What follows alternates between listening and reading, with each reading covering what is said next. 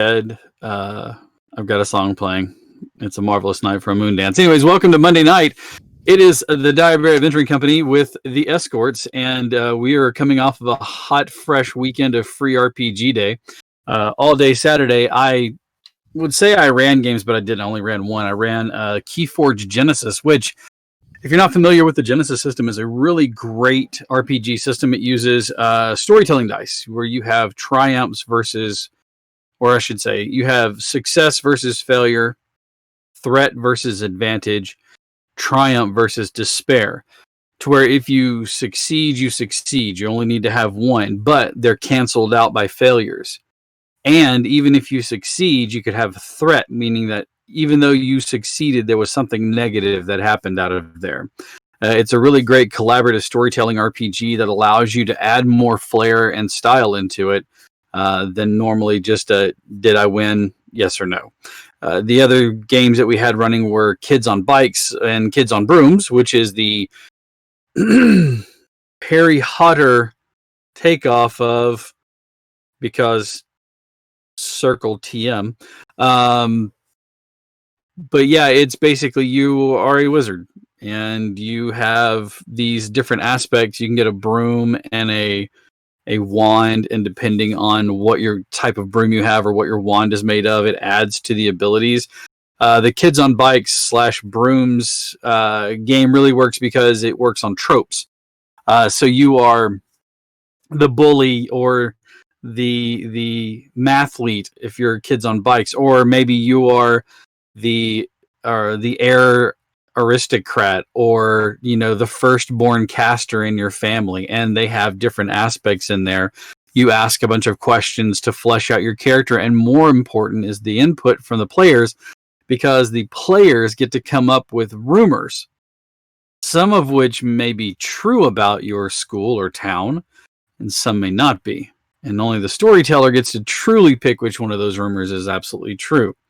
We had one that says the fountain, that anytime someone who did not belong to the school, there's a fountain. Anytime someone that did not belong to the school came to the fountain, it would turn a mercury color. One of the rumors was that if you threw a toad into the fountain, it would stop the powers from working.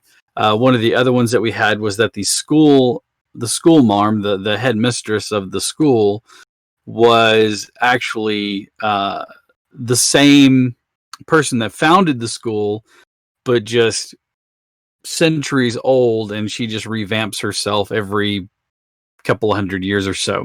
And then we had some other interesting fountain or other interesting rumors, of which some were true and some were not. Anyways, a huge thanks to Carrie Jordan, Carl Jordan, not related, Dakota Phillips, Jason Cooney, and Josh Helton for all running games out there. And I know I missed myself. So we're for running games out there. We had a lot of fun.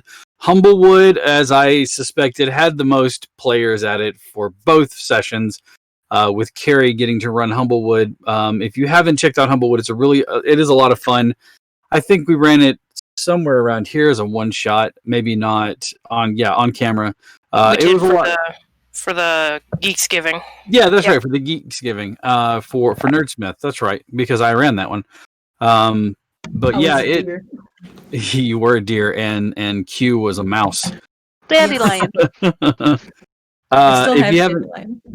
If you haven't checked that one out, it is fantastic. It's a lot of fun. It's a campaign setting, so it uses 5e rules. If you're familiar with those, you should be able to play this one. The other games that we had out there were Overlight, which we didn't get a chance to run, but I really want to break this system out at some point in time.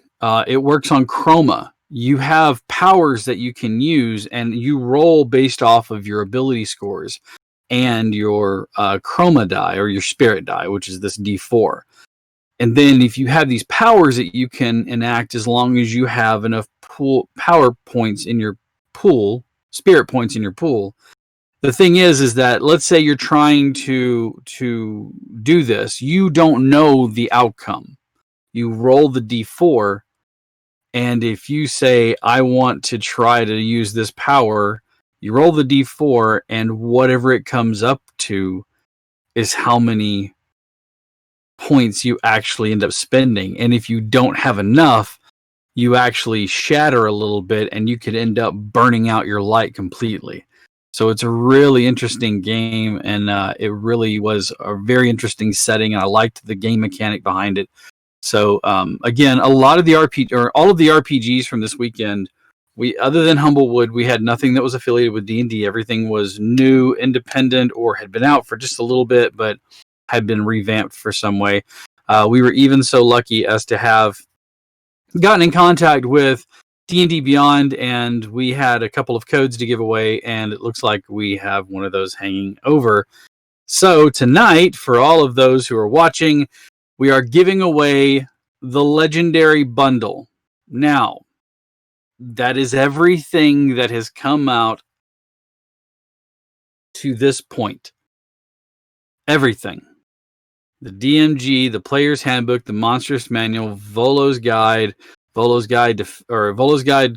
to Monsters, Mordenkainen's Tome of Foes, Tome of Fiends, Rick and Morty, the Wildmount Guide, the Mythic Odysseys and Theros, the Guildmaster's Guide to Ravnica, all of the adventures. I'm not going to list everything because there's a bunch of stuff in there, including some of the miniature adventures that were released for cons that got made into larger ones, like the Lab of Qualish, or the Laboratory of Qualish. I haven't gotten a chance to play that one, but it's like a 10th level adventure. So all of those are available to you through this bundle. We will be giving that away at some point in time. So what does that mean? You got to watch. The rules for winning are you have to be present to win. You have to be a little bit active in the chat. I'd like for you to at least say hi. So with that being said, I see that there are a couple of people. Big Chungus Dabs, hello. And perhaps a cat. Hi, how are you? It's nice to have you. There are a bunch of other people out there, so make sure you say hi. Talk to us. We will talk back to you. Yes, we're playing D&D, but we interact. I know often you will see Grumpy Cleric, which is Sarah. You'll see Fun Conscious, which is Steve. You will see a Goblin Lad, which is Q. Occasionally I will say stuff, but I like to say it to the camera because I'm a lot faster. So we have Raymond here. Hi, Raymond. And again, I want to say a big shout out to the guys over on the Lords of Realm, the DDO guild that I'm a part of. They jumped in last week and they're still here with us. We're still going. If a little bit of nostalgia hit me, so I grabbed DDO. I'm having fun playing it. Its mechanics are a little different than 5e, as some of us are learning, but I didn't forget them. It's like falling off of a horse. But anyways, so Free RPG Day was last Saturday. We had a huge turnout and we had a lot of fun, gave away a bunch of stuff. This week, starting on Thursday, is Gen Con, which means for me, I will not be at any of the live events that I usually run because I am running a game on Thursday, one on Friday, 2 on Saturday, and 1 on Sunday. So I will be locked in this little room right here running games all weekend. So this is where I'll be. So if Jennifer's watching, hi, miss you, bye. Anyways, so that's all going on this weekend. Then the next big thing we have coming up is, I don't know yet. I don't have it planned, but we will have something soon. With that in mind, Dakota is holding down the fort for me at Liquor Express. If you want to get in and play some D&D, Dice and Drafts runs on Saturday from 4:45, 5 o'clock until about 8 o'clock or 7:45, 8 o'clock. And then we wipe down the tables and then we run a second table from 8 till 11. So come in, drink. They have free delivery from Mario's as well as a discount. And come in and have a good time playing D&D. On Friday night, Anthony will be running the Lucky Dice Adventure Night, and I don't know what he has planned. I'll find out and get that posted for you guys as soon as I can. And I think that's all of the announcements, except for a big thanks to D&D Beyond for allowing us to use their tool and for giving me these codes to give away. So with that being said, let's go ahead and get into the escorts. Last week, we ended the session after being acquitted from the crime of murder, being found innocent of the crime of patricide. The discovery was that Mummy Dearest was indeed the culprit behind it, having hired someone to do the deed. Now, the culprit in question has absconded, has escaped, has left the building, Not to be found anywhere, but maybe they'll drag that information out of Mummy Dearest. But the eldest brother and Mummy Dearest have been stripped completely of their title, their surname, and any holdings that they may have had, and all of that has been given to the eldest eligible child that can run the household, and has been appointed a seat in the city council. Possibly to be future leader. The party, studying book after book, tome after tome, have come to find themselves with 3 different options for finding the missing weapon, or at least the shards of this missing sword. Satiel, where were those locations? Remembering I was muted. One was in an archipelago with drow. One was in the wastes. And the other was in Prestigio, where That we is correct. started. So one being found in Prestigio, back where this whole thing got started in the Kingdom of Ganelon. The second one in the Hanek Wastes, and the third being out in Daravin's archipelagos. Those are the 3 locations. There was discussion being made, but no decision had been found yet. So, party, you've had about a week's time, which obviously means you'll need more deliberation. So, with that being said, what decision have you decided on?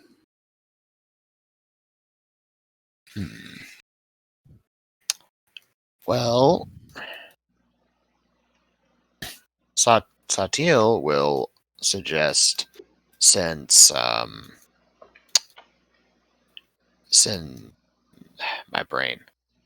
Ezra's mother is still at Jopus Landing, we could hire her to take us to the archipelago.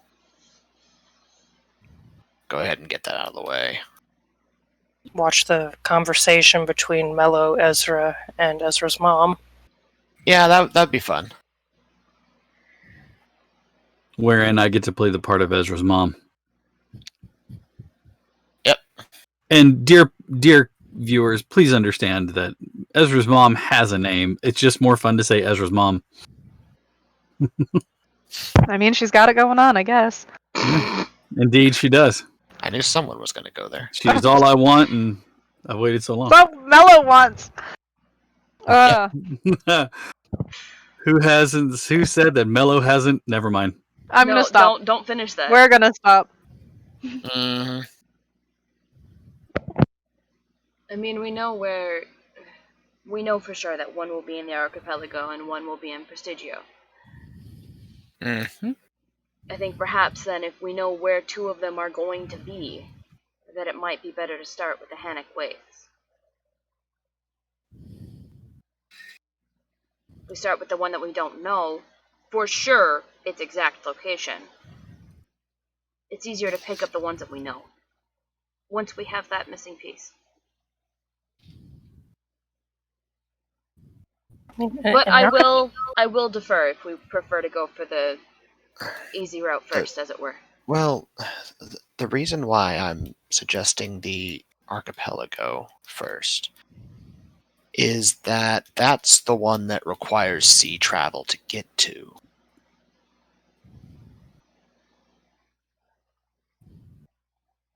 Unless you know of a way to get there by land somehow? I mean, we hit any sort of port city, there's going to be ships we can charter. It doesn't necessarily have to be Aelinor? Aelinor, yes. Yes!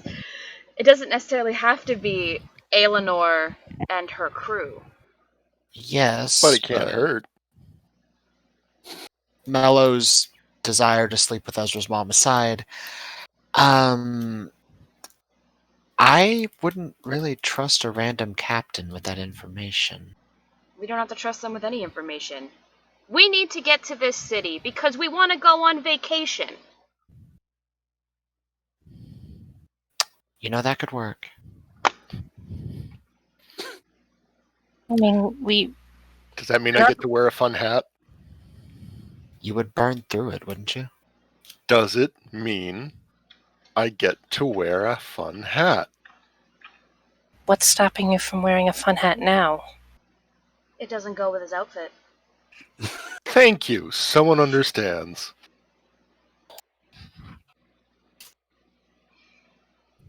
Is that what happened there? I don't know. I mean, we know it's in the archipelago, and we know one's in a city, and we know one's in the wastes. I mean, we don't know exactly where in the archipelago it is, and I'm assuming it's still bigger than Prestigio. Well, considering an archipelago is an entire island chain, yeah.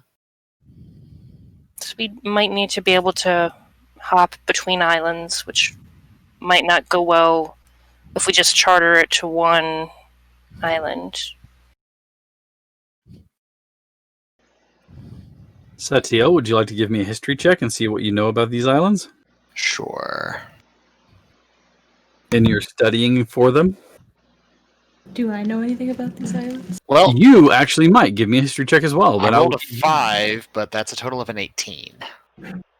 I will give Tangaroa advantage on these since Tangaroa is an islander himself. Ooh. Oh, I didn't realize I had that much in history. 21. 21. The islander in this particular case does happen to know more than the sage, and as it happens, the home where you are, the small string of islands that you are part of, aren't really an archipelago because they're not strung together as part of a landmass that's sunken beneath. However, there is one larger main island. The rest of them are maybe 2 to 3 miles across. They're very small. There's one that's probably about, I would say, probably about 55 miles across, complete. And then there are a few smaller ones, like 10 to 15, but the rest of them are mostly small. Like, you know that they have their Tangaroa, what they refer to as research stations on the smaller ones, but most of the city resides on the main island. The main island is Duravan, which is the reason why it's called Duravan Archipelagos. Or the Duravan Archipelago. Yeah. I might have heard about that place. What he said. Passing. I mean, to be fair, would it be easier to search multiple islands, or would you be able to find us a good starting point? Well, mainland is always the best starting point. It is the biggest, though. However, it would take up most of the time. So if we started on the biggest island, all the rest of the islands would be much simpler to go through. We just need Tangaroa to walk around with a picture of the shard going, "Have you seen this sword?" Yeah. It could work. I mean, do we know what part of the swords we're looking for in each section? Just that Nope. it could be the pommel, the handle, and then the blade, and heaven forbid it's 4 pieces and not 3. You know that the blade was shattered in 2 places, leaving the handle, guard, and a part of the blade separate from a second section of the shard and the end of the end of the blade. Yeah, Satya will relay that. So you're saying it's likely that if we go through the waste, one of us is going to get our toe stubbed on something that could slice our toe off. Cool. Jagged rocks. Wear shoes. I don't wear shoes either. That's right. 2 of our party doesn't wear shoes. Well, Mello, do you wear shoes? Yeah. Okay. I didn't know if you were wearing sandals. You were just rocking the Christ Cruisers, or. To be No, fair, for Ezra's once. got like sort of a hoof going on. That's fair.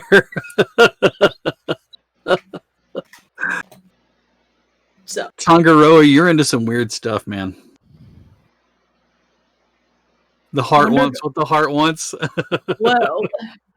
God, what would our kids look like? Piranhas, yeah.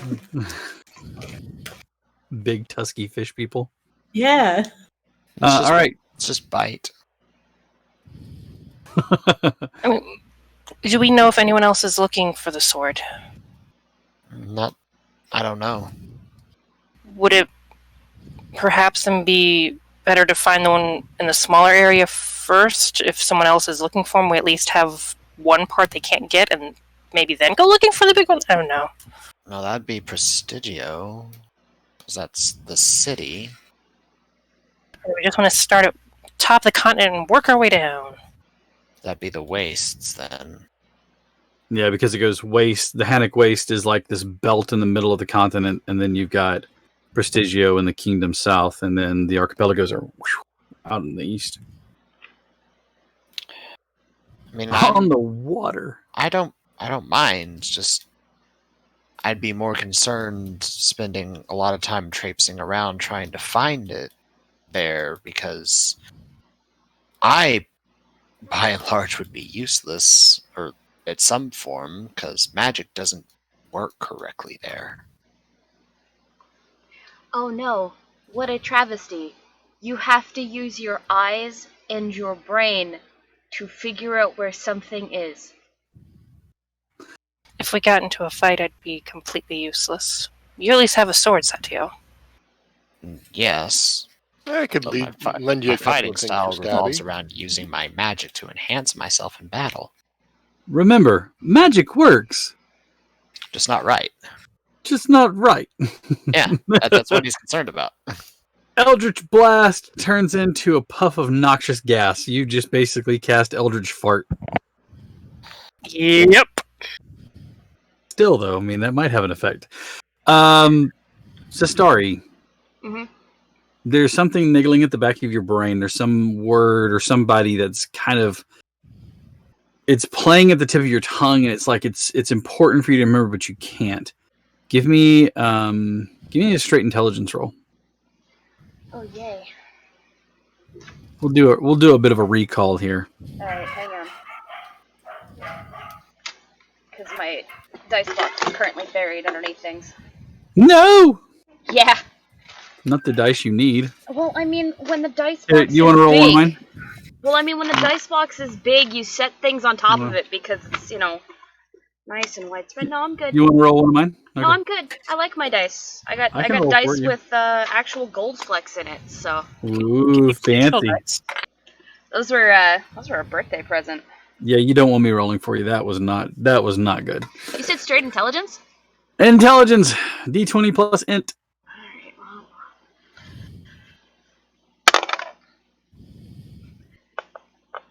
That's a 19 on the die.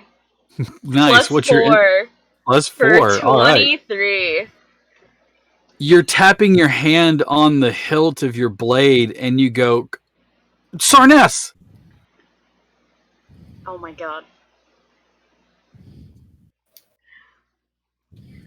We haven't left Pendulum Vale City yet, have we? Is there a chance that there is an outpost or a... Do you mean an orange door set into a building, Yeah. maybe down an alleyway that would be innocuous? Yep! Well, you do know the city like the back of your hand, so Yes, I I do. guess if you wanted to go exploring for one. You know what? I might. Now, why am I going to Sarnas? Oh, because he'd be able to track an item, and yeah, okay, never mind. I'm good. I got it. I'm good. You sure? I figured it out. Okay. I figured it out. All right. Well, She will relay this to the rest of the party, that there is a chance that we might be able to find somebody who can help us locate an object. Okay. a item bloodhound? Are we getting a pet? Maybe. Because you're here for that, aren't you? If he's anything like Bite, I already love him. I mean, I think Quentin's just kind of getting a little bit greedy because I gave all of my players pets on Saturday. No, Ezra has Bite. He's fine. I did say Quentin, That not Ezra. mug. I said Quentin, not Ezra. You put an animal in front of me, I'll take it. Is that coffee again, or are you drinking something else? No, it's coffee. It's Okay. coffee. I'm just Living still waiting my- for you to up an entire bottle of wine in that mug. And just sit there drinking going, nope, it's coffee. I'm wondering if wine will fit in that now. Okay, sorry, continue. I'm listening. We have a new subscriber. Well, thank you so much. It's Mad Cheshire. Subscribe with Twitch Prime. Thank you so much. Guys, if you would love to support us, we would love to have your support. We have a Patreon, which we are revamping, and we'll be coming up with some new stuff here soon. We also appreciate any subscriptions that you have here because those just help us to pay for the licensing for different things that we have. So thank you to Big Chungus Dabs. Is like that's a verb that Big Chungus is doing, or is it like the adjective? Those are Big Chungus Dabs. So, anyways, thank you all very much. Huge shout out to Perhaps a Cat, Eldritch Wretch. That sounds like an interesting one. To Crund the Barbarian. Oh my gosh, there's a hype train incoming. Let's keep it rolling because that just gives us more and more stuff. We have a limited time to earn exclusive emotes, which we'll have out there. So Otter got a free sub from Raymond Barber Jr., who is one of the guys with the Lord of the Realms on DDO. So if you guys want to play, we're on Thalanis server, having a great time. Thanks for stopping by and viewing. That's why I'm thanking you. So anyways, back to track. So yes, you recognize that Sarnes having the ability to create these items might be of some use to you. Now, the question is, does fate have it so that Sarnes is easily located here in the city? Guess we're gonna have to find out. Yeah, we're going to have to give some investigation checks. Do you tell the party that you're off to search for something in particular? Yep. Or do you just go, I'll be back, and then leave? No, just... Before we went off topic because we had a subscriber, my words were, I'm gonna tell the party that that I know of somebody who might be able to help us locate something, which got us off tangent on the topic of pets. Do we trust this person? Oh, he's the one who made my longsword, my Frostbrand longsword, into my rapier. So yes. He can make a weapon into another weapon, and we trust him. He transferred the enchantment. Did not... I know what you're thinking. I also remember the tailor.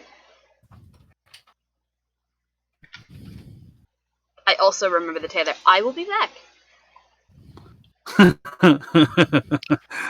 We Do you can't want somebody call to it go a with girls' you just No, we can't call it a girls' night if we're missing one of the girls. If it doesn't end in murder? Taylor? We've been over this. No, you showed up covered in blood and said, let's go. We have explained this. Anyway, So you do remember. how many investigation checks? That depends. Are you taking anybody with you to help you, or are you just going on your own? I mean, I'm going to cover ground faster if I go on my own. This is Okay, my city. then go ahead and give me... I'm looking for 4 of them. You got it. That's another 19 on the die. Plus 4 for 23. Alright.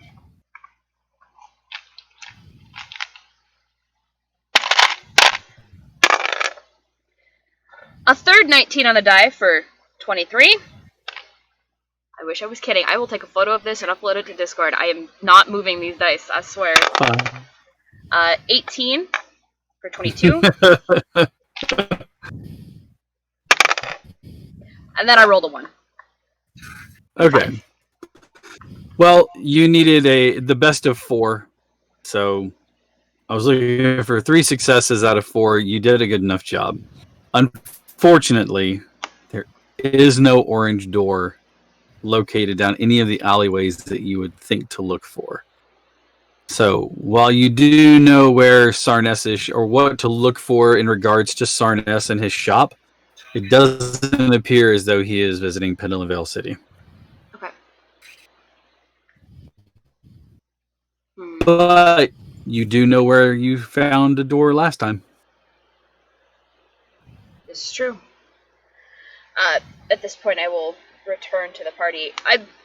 I'm assuming we wound up actually staying at the family estate. Mm-hmm. Since yeah, that you're would have been a staying there convenient at place. the family estate. Mm-hmm. So she would return to the party there, and in the let's see, probably the better part of an hour, or actually probably closer to 2 that you've been gone, like running up and down alleyways and in and out of the city to try to find this thing. Like, Zastari just disappeared for about 2 hours. In that time frame, what are you guys doing? Can I just say we hit another hype level because we've got some bits donated in the chat? Okay, so real quick, we're going to say huge thanks to Tuna, as well as an anonymous cheer who gave us some anonymous cheers there. Thank you so much. We had a bunch of subs, so we're there at level 3 for the hype train. All you have to do is keep it rolling, give out gifts, give out bits. Thank you very much for all the support. Again, all it does is to help pay for the licensing for Zoom, for our Incarnate license, and for our Roll20 and other things that we use on not only this show, but our other shows as well. So thank you all very much. Okay, Krund, I apologize. We'll get back to the serious stuff. So in that time frame, 2 hours is gone. What have you guys been doing? Well, Safia was packing. Okay. Just getting ready to leave. The pillow fort from the night before, were in Mellow's room, right? Mm-hmm. Has been neatly taken apart and packed away in the individual rooms. Although you do see one of the maids walking around going, "Why is there an extra pillow? Whose extra pillow is this?" And then she looks a little flummoxed as she wanders away. Ezra, Tangaroa, Mello, and Zora, what are you guys doing?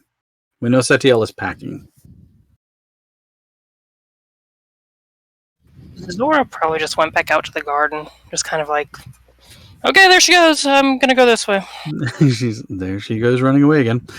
Okay, so in the garden areas, you are looking about. You can see again that it's a well-tended garden. The actual groundskeepers are out doing their thing to make sure that everything is weeded and properly trimmed and kept. One of the things that you notice is the family hires minor casters to do certain things. One of them you can see is wearing a green sash, but rather plain-looking trousers. On the sash, you can see a badge that it looks like it has it's a diamond shaped, and it has a tree on it. And you can watch as she moves her hand, and the bush reshapes a bit and becomes more topiary-like with a design to it. She'll probably just hang back and watch, just kind of stewing. Okay. The caster notices your appearance and kind of just smiles and waves at you, and then like druid crafts a few other things together, and eventually she makes this bulb appear, and then it starts to sprout, and the vines wrap down around her hand, and it becomes this bracelet with this flower on it. She easily slides it off her hand and walks over to you and just kind of offers it to you. Thank you? She just smiles and nods. Give me a perception check. Actually, what's your passive perception? 16. Okay. Easy to see that the appearance of her eyes and her hair and things like that. At a distance, you wouldn't notice it. Closer up, though, you can see that it's very Fey-like, but not elvish Fey. You're thinking Dryad or something along those lines. She'll then say thank you in Sylvan. She immediately starts to respond to you in Sylvan, speaking only in Sylvan. I've not met another with the tongue of the others. It's not super common up home, but a couple of us know it. Where is home? Pineheart, way north of here. I know of it. You know? I know of it. Have you been there? No, I've never been. You probably wouldn't want to go now. It's really snowy. But snow can sometimes offer beauty. Oh, yeah, but trying to travel through it is less than pleasant. This is true. It takes hardy green things to grow in the snow. Or they just sleep below it and bide their time. I am Eufanel. What is your name? Zora. Zora. Zora, and she doesn't touch, but you can see she's motioning with one long finger. She kind of motions to this, but not in a, ooh, what is that? More of an honest, open, quizzical. Your guess is as good as mine.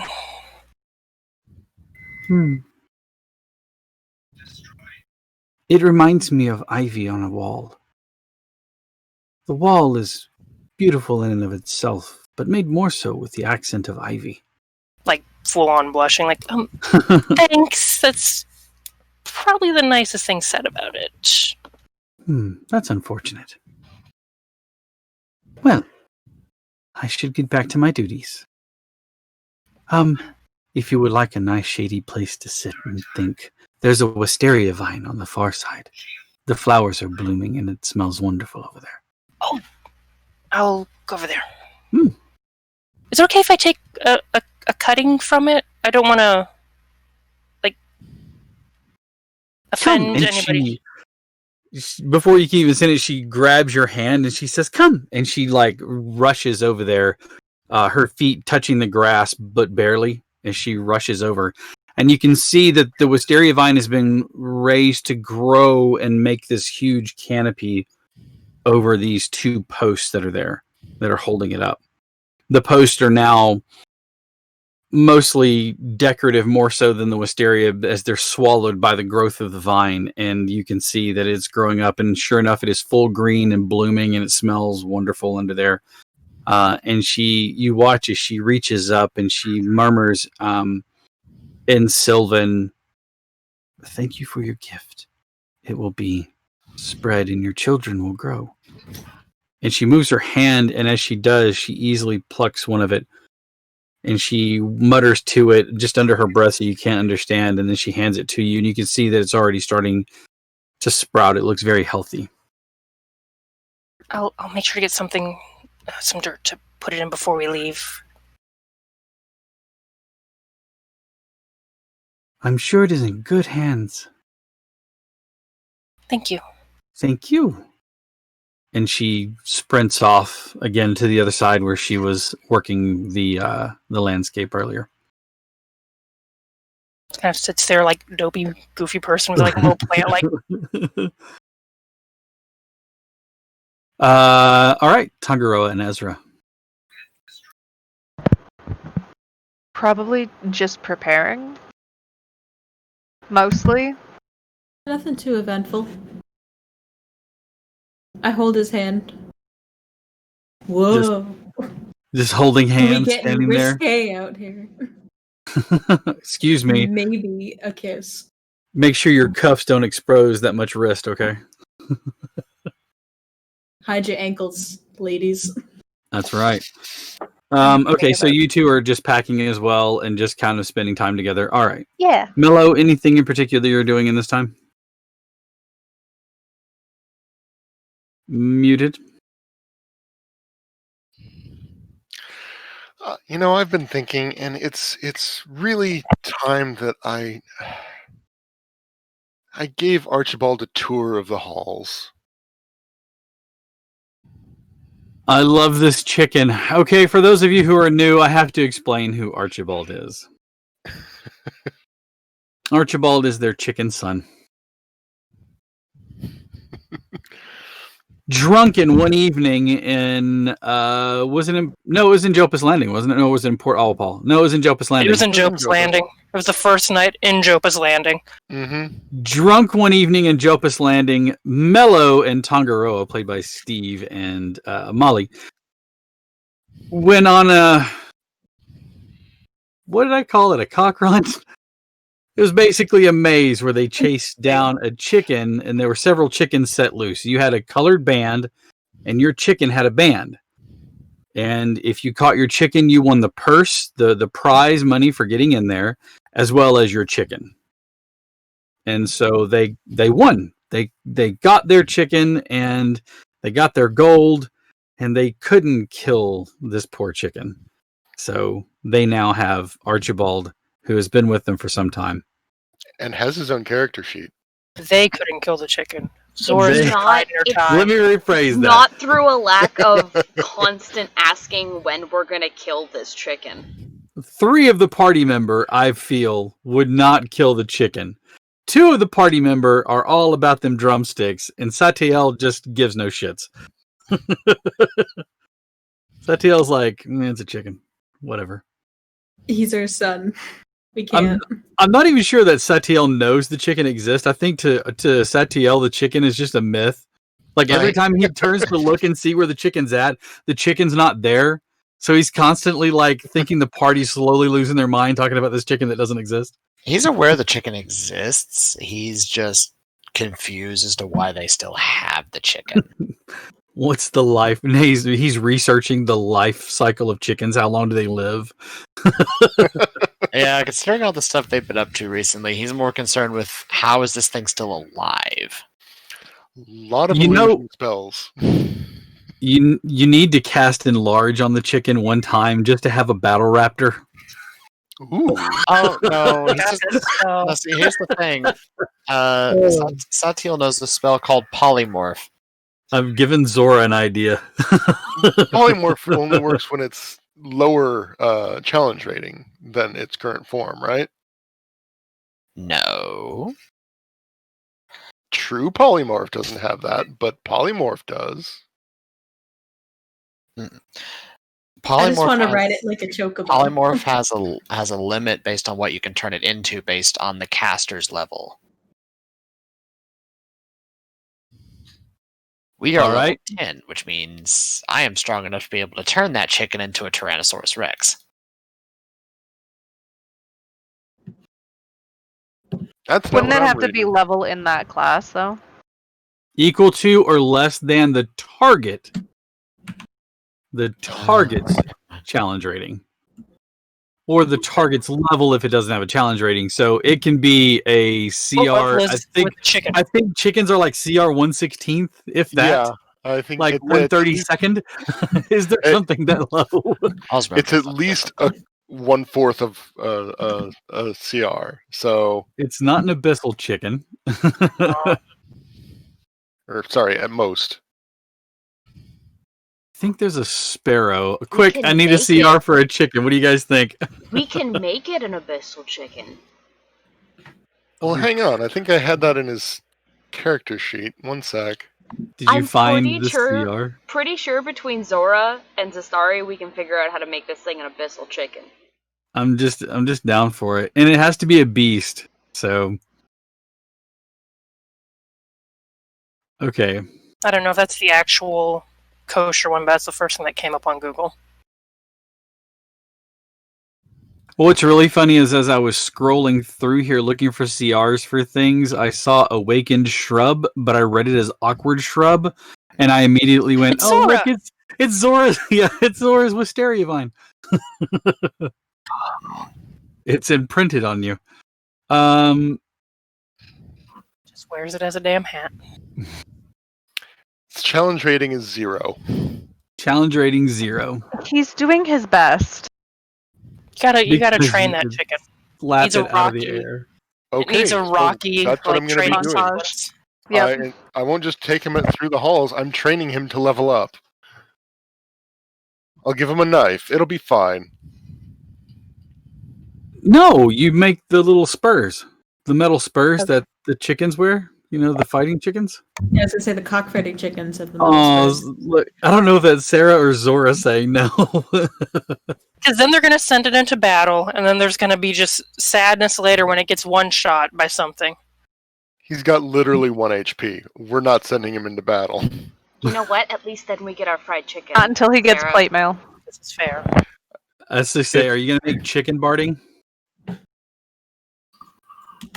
No, Quick, buy it somebody from Google- Sarnass. I mean, So that- barding doesn't increase the HP, just the AC. That's all I'm looking for is to increase the AC. It increases the AC to the Makes level it of whatever extra crunchy. armor that you created the barding of. So if you make plate mail for this chicken, it would have a CR. It would have an AC of 18.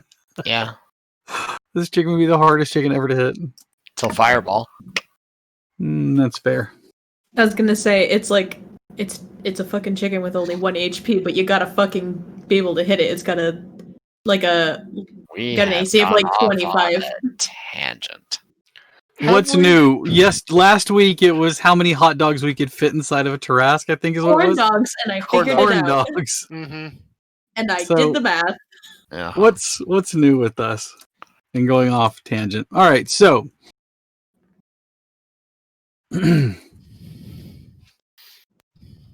you return back to the manor, and without any finding the orange door leading to the in-between place for this individual. What is your next plan then? Are you guys going to try to find a circus or a teleportation circle?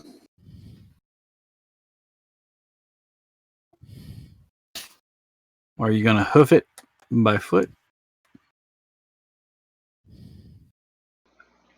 By floating horseshoe? Well, I don't think we're going to be leaving behind the horse. Not if you know it's good for you. Yeah.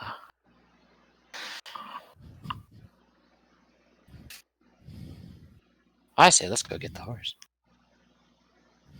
It's not a bad idea. We can at least get part way tonight. Mm-hmm. All right, so sounds like you're all setting off on horseback. Yep. There is a the last wish is to make Archibald a druid, an awakened druid chicken. You know, I'm here for it. I'm down. All right. Setting off on foot tonight, or do you want to leave first thing in the morning? What's the plan? How much daylight do we have left? Not a terrible amount. Supper. Probably All right, best so- to leave in the morning. Your family puts on one last, not big feast, but more of a personal evening with a lot of drinking and celebrating going on. Your sister and brother-in-law are happy to have you back in their lives, although they are sad to see you leave so soon. However, they do make sure you understand that she would never be like father and demand you stick around. She does ask that you keep in touch, though, as often as you can. She promises that once this is all over, and assuming that the world doesn't actually end, she'll be coming home. For a while. That's all we can hope for. Your brother looks a bit nervous, and he asks you again, Are you certain that this is something that I can do?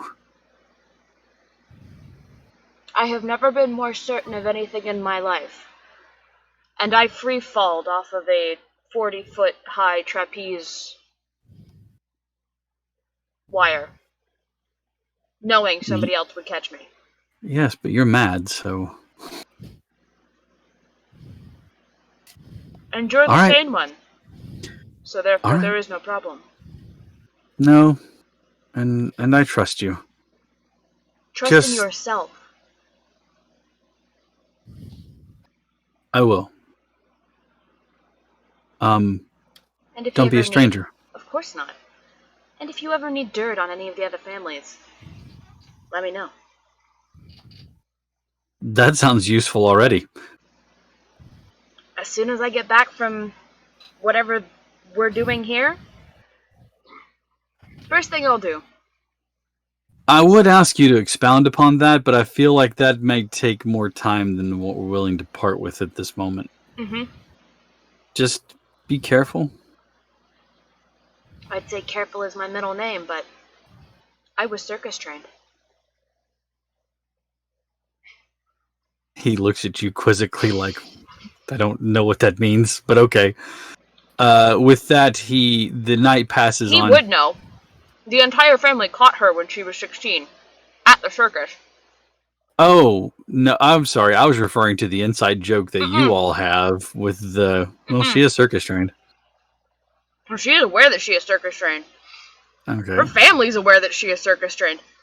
He just kind of nods at you. Right. Night passes, everyone rests, and the next day you set off. The family parting with a bit of stores to help fill. They also give you a nice carriage, not a wagon, but an actual carriage. On the smaller side, so they don't have someone that they can send out. Does anybody have the use of land vehicles? You have water vehicles, not land vehicles. Right. I thought I only have water.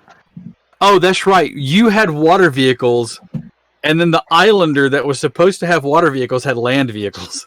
Yep, I remember that fucking conundrum. Can I don't know. drive the hell out of this carriage. If is it waterproof? I can do really well if it's waterproof. I mean, we could probably Please. waterproof it. Please don't take this off-roading. It does not have a gun rack nor mud flaps with naked women silhouettes on them.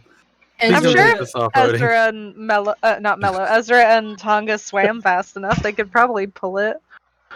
Ezra started Dolphin the world's boys. first duck boating Oh my God. company. Not with Oh my my family's God. vehicle, you're not. Please. It's gonna be like Oregon Trail. At some point, we're just gonna have to ford a river. All right. So, with Tongaroa at the helm, and with Ezra playing footman or riding in the long shotgun, so to speak, then the rest of you can fit comfortably in the cabin of the carriage, and all of your belongings up top and in the trunk, the actual trunk that's attached to the back of it. Setting off from Peninsula Vale City, it is a beautiful ride along well-paved and shaped roads. The whole entire trip that you take with the horses that you have, with Buttercup along with the other horses, which Buttercup does nicker and whinny at you, and at first your concern was that he is not enjoying it. But you realize that he is having the time of his life because it is a yoke system and not a bit in his mouth. And so he's like, this is so great! The best day ever! Best day ever! Hanging out with my buddies, I'm pulling a cart. Yeah.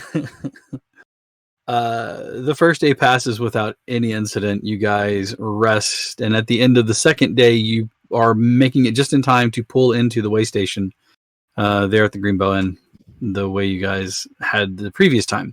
They are still recovering from the fire that was left mysteriously at the auditorium. That was that little area down next to it. I don't know. Spontaneous plant growth. Yeah, it wasn't Spontaneous. fire, it was Oh, that's plant right. It growth. was spontaneous plant growth. I don't know why I got fire. The spontaneous plant growth that erupted. They finally hacked away most of the wild growth from there. And there is an old, tattered, worn page advertising a circus that was several months ago coming through.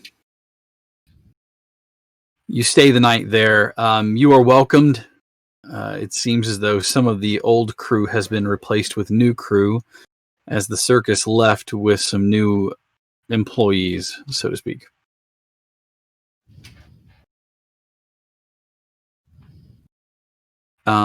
There in the main room, in the tap room that evening, there is a conversation whose volume carries enough to fill the area with boasting of treasure found and all these odd things. But one of the parts of the story that catches all of your attention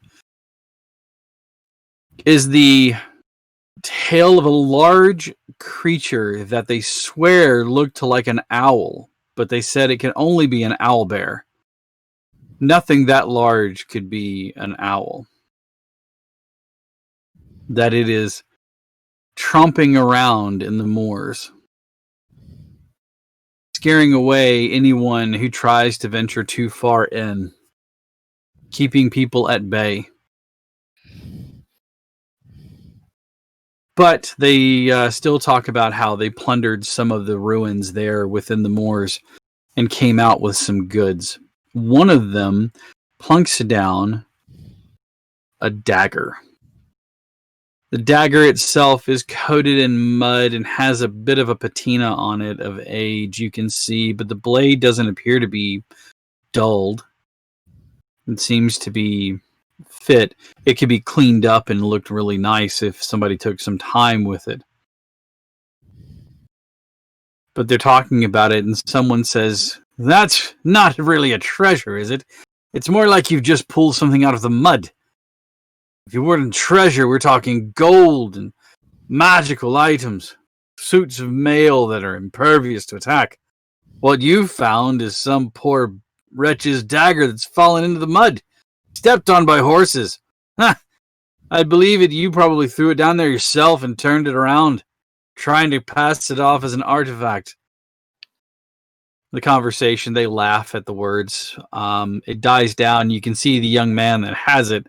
I say young man, he's probably in his early 30s, but the young man that has it kind of looks down, fallen.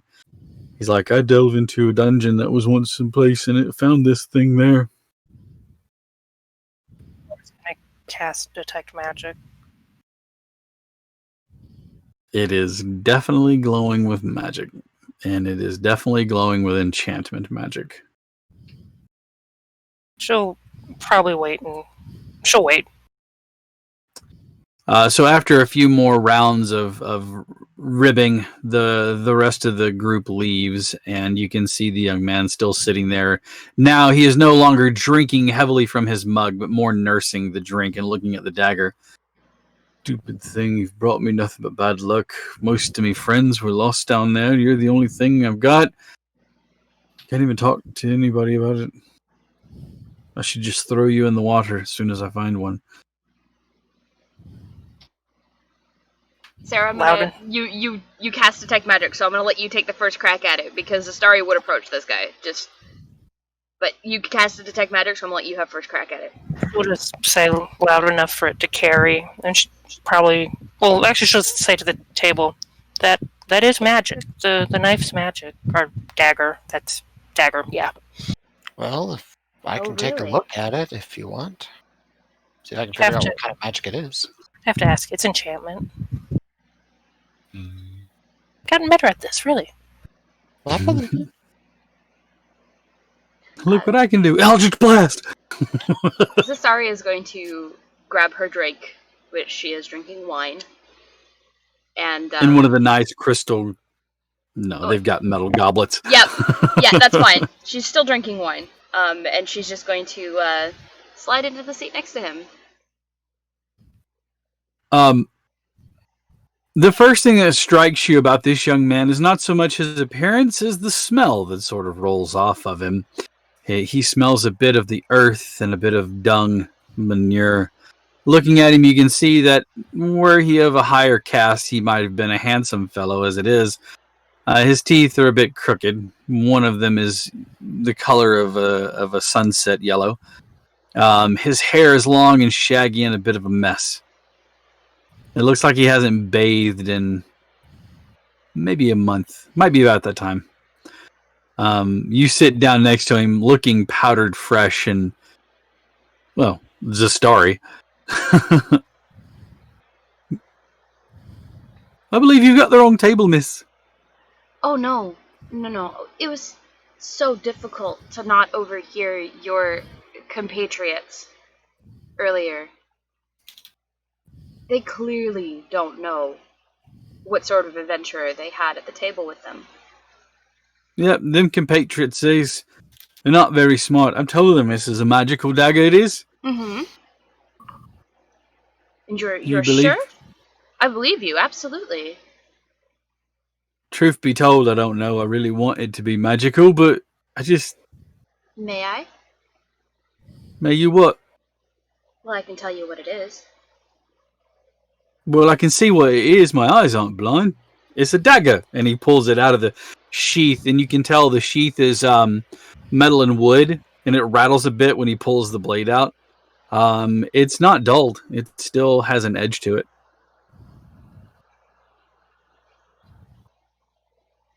See? And then he slides it back into the scabbard. And if I told you it was magic? How would you know it's magic? She is just going to summon she's going to use prestidigitation and summon just a shower of sparks to her hand. Relax. I'm not here to hurt you. I'm here to help you. Why would you help me? Why not? Why do I have to have a reason? Because everybody's wanting for something now these days. You can't tell me you want nothing for nothing. It ain't how it work. I ain't got no gold. I can't pay you for your troubles. I'm sorry. You lost your friends. You're not very quiet. No, I reckon I'm not, but I don't see how in helping me it helps you. And there's one thing I've learned about this world is that everybody's looking out for themselves. And so if you're not getting nothing for helping me, then what's in it for you, really? She's gonna gesture at the party she had gotten up from the table from. Sometimes we just like to do good things. As he looks over at the Oni, the Triton, the Fire Ganassi whose hair ripples back and forth. And waves. In waves. Oh, you wave at him? Mm-hmm. This beautiful human being in robes. Actually, you're in armor, aren't you? Or is it like it's like a hauberk where you have like the chest piece, but the robes are underneath it? Yeah, more or less. Okay. At this beautiful human being who's like, he does that thing where he tosses his hair and the whole world slows down for a second as it goes, oh. Like a Disney princess. Yes. Tosses his hair. Face it. You're gorgeous. And then Zora, who's got her hair pulled, so she's looking at him with with one eye, like a Wednesday Addams. Just, More like All the right. girl from The Incredibles. yeah, there you go, Violet. Mm-hmm. Mm-hmm. So, he's like, You can't judge a book by its cover. I don't read much books, so I don't know what that means. I look at a book's cover and I go, don't know what that's about, and so I toss it aside. Okay, better analogy. You walked in to that dungeon with your friends because you trusted them. Of course. But when you first met those people, did you trust them? One of them was me cousin, and the other one was a distant relative. So I didn't have no reason not to. But I mean, I reckon I get what you're saying. That no, I didn't really know them or trust them that well, other than them two. But you came to trust them, be friends with them. There Over was time. more beneath the surface. You can't just say that our appearance... And of course she is still looking as fresh and as noble as she possibly could be, despite the fact that she is, she looks like a rogue. Let's be honest. Is she no wearing hiding her? it. Is she wearing her attire? Mm-hmm. Rogue isn't the first thing that pops into his mind. Oh boy. Look. I don't want anything. I don't have any money for your services. Oh, good God. Look, I can identify it and tell you what it is besides just being a pretty dagger you pulled out of the mud. Or you can let all of those guys laugh at you some more.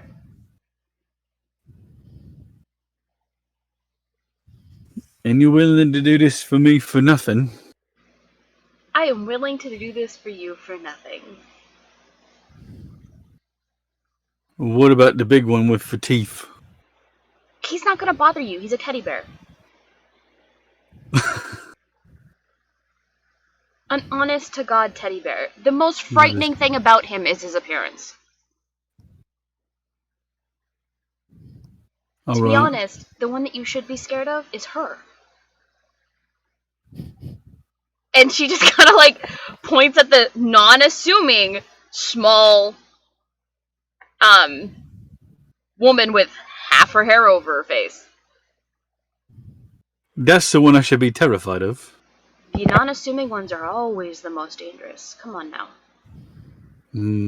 Not very bright, but I'll be honest with you, I think the one I should be most afraid of is you. Oh, now I wouldn't flatter myself by telling you to be afraid of me.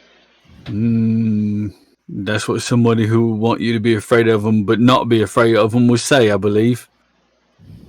You might be right. When somebody was... You're overthinking it. Do you want me How to long is identify this? the dagger or not?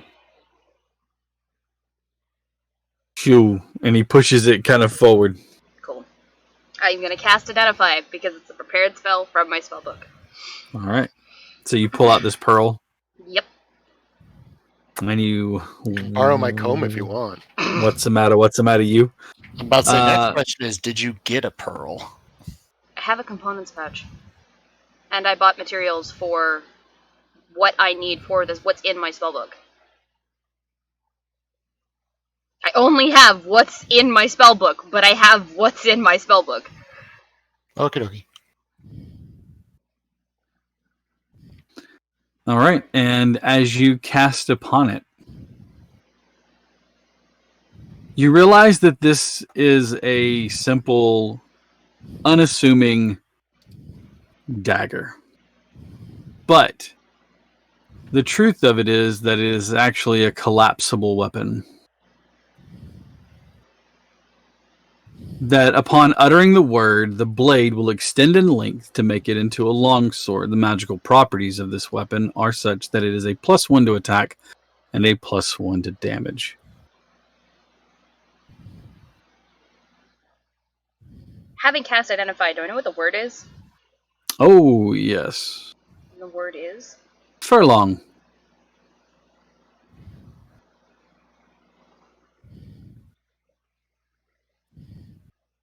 Grapefruit Night of Pointiness. Thanks. I'm going to go stat that here later tonight.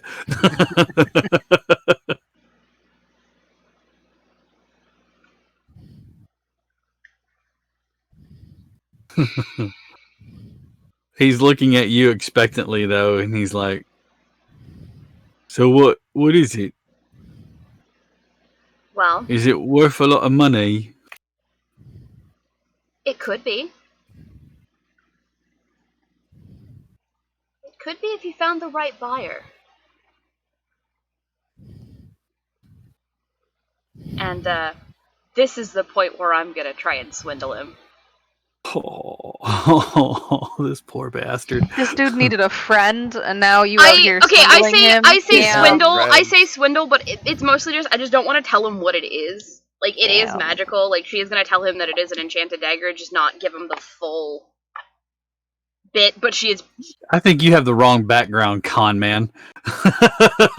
I'm sorry. I do have the criminal background. Thank you. Oh, that's right. I forgot. You don't have the noble background. You have the No, I criminal don't. background. I am a noble, but The only I have the problem criminal is- background. You are going against your ideal. I didn't say I wasn't gonna pay him. What is your ideal, though? My ideal is charity. I steal from the wealthy so that I can help people in need.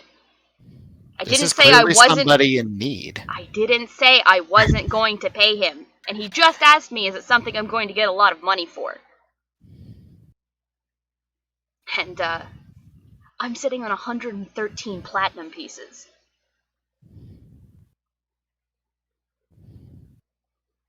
While it is a rare item, Mm-hmm. not for the property of the +1, but for the property of the collapsible part. Yeah. As such, you know that should you purchase this from an enchanter who's made this item, that it would probably be value. Uncommon is 5 to 1. It would probably be worth about 1,800 gold or so.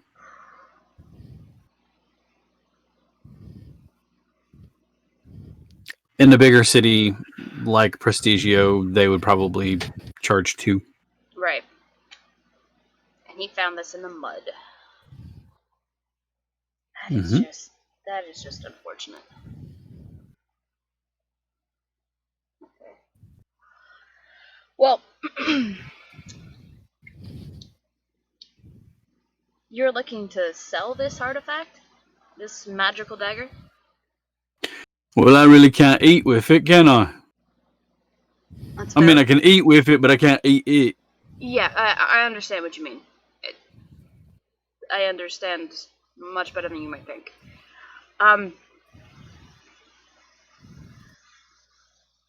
Okay. I'm going to offer you 75 platinum pieces to let me take it off your hands.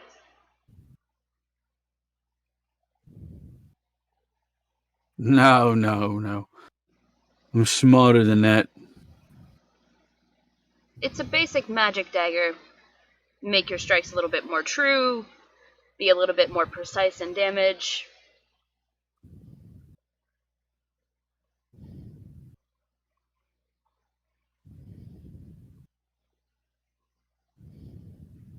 Give me 100 of them platinum pieces, and I'll call it a day.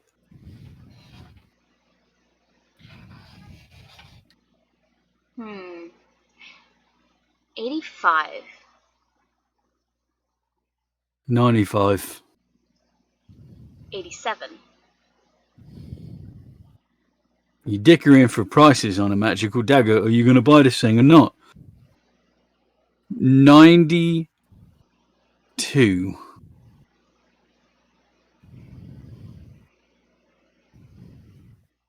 90. That seems like a fair price, then. And she will sit there, count out 90 platinum pieces, lay it out, and, done What's deal? one of the properties of platinum that bears a striking resemblance to another precious metal?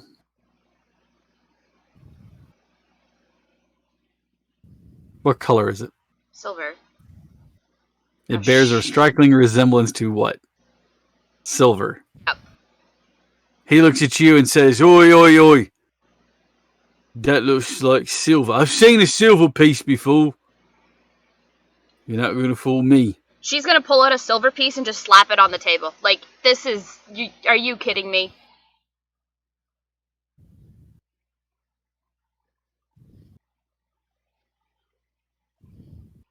Oh. Can I have that too? No. Okay. She will Then I'll slide take the this 90 on my way. platinum and take the dagger. And he drops him in his hands and picks him up and drops him in his hands, flips him over back and forth, and then drops him into his pouch. He stands up. He looks at you and gives you a smile, and he does this motion right here. Mm-hmm. It's been a real slice, love. Make sure you take care of Furlong for me. And with that, he turns and leaves with a bit of a skip. Motherfucker.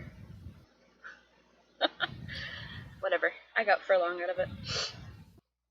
And then as you sit there and look at the dagger, you can see that it looks like it has been thrown down in the mud and someone like really mucked it up. Yeah. But it is magical. And as you sit there and hold it, you hear in the back of your head, what's all this in there? Oh, fuck. Who are you, love? Ah, shit! Oh, Excellent.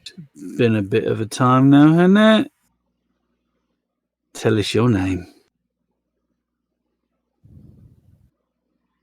I'll think about it. That's a bit of a mouthful. Yeah, I'm not telling you my name yet, because I don't know who you are. Oh, let me introduce you to me. My name's Raziel. Razial. So, hang on. R-A-Z-I-A. Ial. Okay. Raziel. And you're just a voice now inside of my head now that I'm holding onto this magical dagger. Oh, come now. You get to love me once you get to know me. I promise. Oh, I have a feeling that's not going to be true in the slightest. You cut me to the quick, you do, love. I promise. I don't know. I'm as nice as pie. Well, all you have to do is relax and let me in. I'll get you one. Sorry, I thought I was going to sneeze. That's okay. It's that moment where you're like, just sneeze, please, Yeah. God. I was feeling it in my nose, and I'm like, oh god, please no. Sorry. All you have to do is just relax your mind for me. I'll do the rest, and you'll know exactly who I am. And give me that wisdom saving throw, please. Motherfucker! Oh man. I didn't pick up on this when I casted Identify? Question. Is this me being charmed? You would be able to take that into account, yes. Cool. I get to do this at advantage. Because I'm an elf.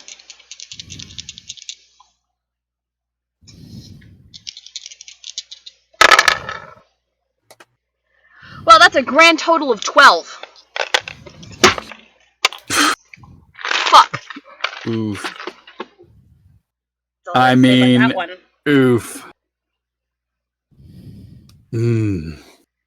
Now this is a bit of the old tastiness here. Oh, look at that. Daddy issues. It seems like the prick got what he deserved, to be perfectly honest with you. Oh, but let me show you a bit of what I've got in store. The image flashes to what you can only assume is the Moors, and it is long ago. And I do mean long ago. You are held aloft by a man dressed in armor. The hilt wraps around the hand, a basket. Clenches it. You watch as it swings to the air, cutting almost as though it cuts the air itself. A cry for charge goes up. Into battle you charge. You are cutting through the enemy as though they are strips of paper. Your horse is not so fortunate, but yet you stand and press on as you ride up from your horse. Trudge on. An enemy comes at you with a spear. You cut the end of the spear off. only to catch another one in the right-hand side. You spin, gripping the spear blade, or gripping the haft of the spear in your hand. As you do, you cut that enemy down for his insurrections. You spin about, wrenching the spear from your side, jamming it into another one. As you bring the blade up to the hilt, and it drinks so deeply. So deeply. And there is joy and jubilance in that motion. You push him off with the spear, pull it out, and throw it at another one. You are stronger now. You feel so much better now. You can go on like this for hours. Pain bites you in the back. You turn to catch another arrow in the chest, the fletching, sprouting feathers from your chest. You drop into the mud, and you watch as a form falls next to you, its eyes staring glassy and empty out into the distance. You watch as a shodden foot walks up and picks you from the mud where you were. You change. You become more delicate, less brutish, but still useful. And you sit in your sheath for years, biding your time, waiting, alone.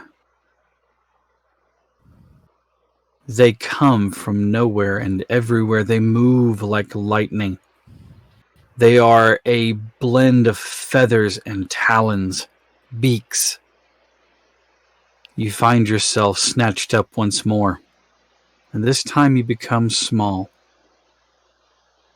almost useless. A tiny blade on the back of some weird thing. It does not heed to your call because it heeds to the call of a higher thing. Eventually war erupts again, and you thirst once more as you are into battle, sneaking along into the night. You spill blood and drink deeply once again, but you watch as more feathers, not belonging to this creature. It seems your arch nemesis, the arrow, has found you once again. You were dropped into the mud, and you were forgotten about for eons.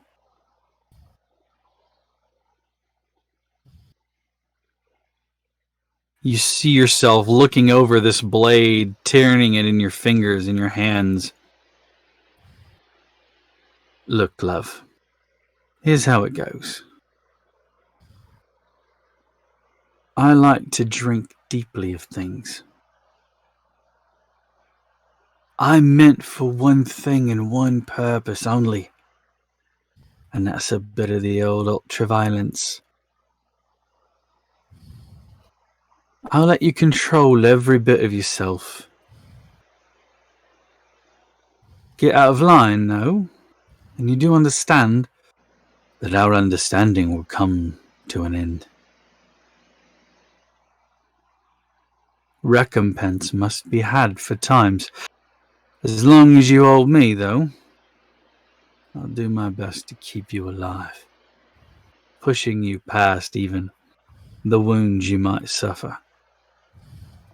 Do we have a bit of a deal?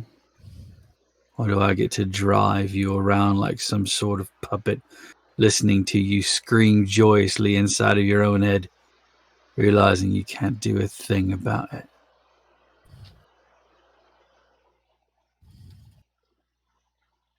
We have an agreement as long as you trust me to give you the bloodshed you want, and don't take just because you see it happening in front of you. Come on now. You've seen into my head, you know what I'm capable of. That's why I know you're a proper fit. You will find what you want, but do not force me to take an innocent life. Don't cross me, though. Don't cross me and we'll be fine. Now, what is your name? Ah, Zastari. This should work well. I'm surprised it took you that long to find it. Well, There were a couple of other ones floating around up in there. Yeah, well, this is the only one that matters.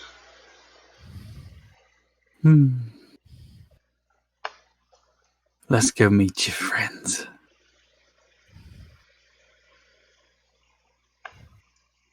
Okay.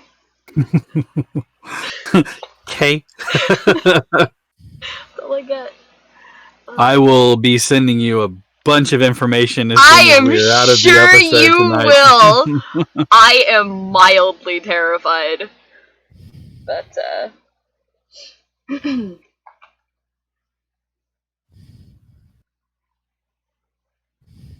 Well, as you return to the table, are you doing the best job that you can to keep your emotions masked by what you've just learned? well, I mean, I just watched myself die twice, so I'm, Well, it wasn't that you were the one that died. It was like you were watching things from the point of view of the blade, but also as an extension of that person. Yeah. So you didn't feel their life ebb from them. You saw yourself fall to the ground like the sword or the knife was dropped.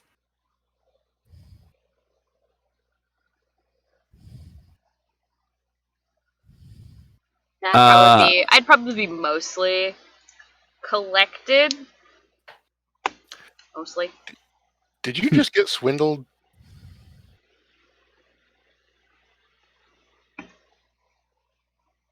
Who are you talking to? Do I Person look who like just I get spent swindled? a lot of platinum for a muddy dagger. Oh, no. It's much more than just a dagger. Uh-huh. Would you like to see? If I say no, can we go? Well, I mean, it's nighttime, Mello, so you could just go to bed. Nobody's stopping you. You are an adult, my dear. Nobody is forcing you to stay up and stay drinking with the rest of us. Oh, believe me. I am aware. Adult, a loose term. Basically, the dagger will assume another form if the proper word is used.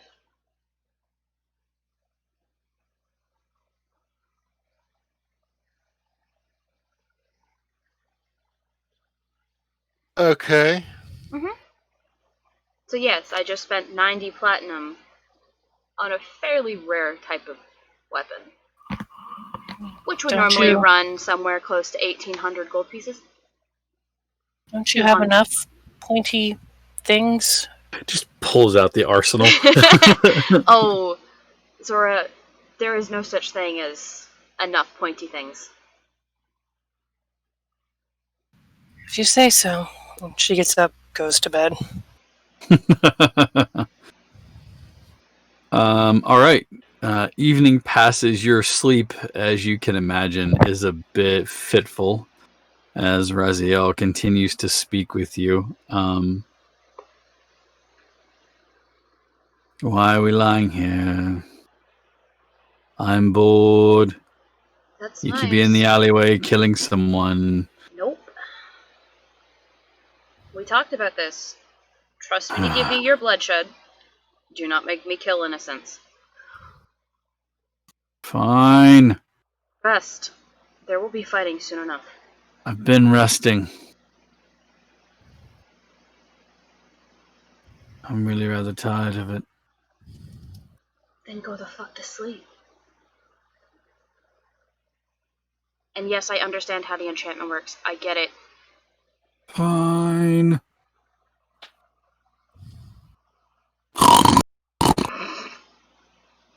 In your head. Yep. Just loud as hell. She's just like, God, he's worse than a child. I know you. What am I? Anyway. She just kind of settles in. Because again, she doesn't need to sleep, right? Like, it's just 4 hours of meditation and then 4 hours in which that she's just going over her spellbook again. All right. As night does fall and you all find yourselves retiring to your rooms, Satiel, anything you're doing this evening? Are you trying to reach out at all? Yeah, he's gonna see if he can contact Meleandra. You cast out asking for her guidance. There is a pause, but it is that presence there, even though there is the pause. Mhm. My child, you wish to speak to me. Well, I was trying not to bug you too much because last time we talked, you said you had to hide. I am safe for the moment. Okay. We are on a journey to try and find you. Or at least the pieces of you. Where are you heading to? Where are you bound? Well, I believe the general consensus is the first place we're going to go is the Hanek Wastes. There was once a beautiful kingdom there. That's the only place where we don't have a more precise location of where you are.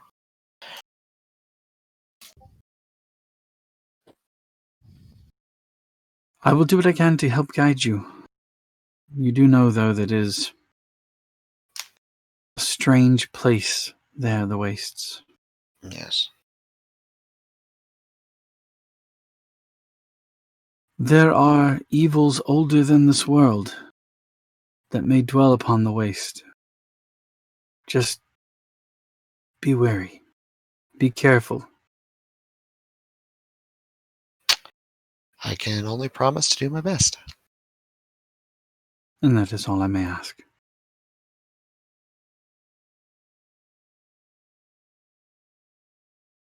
And she falls silent, and you can feel that start to withdraw. And then That'll be, yeah.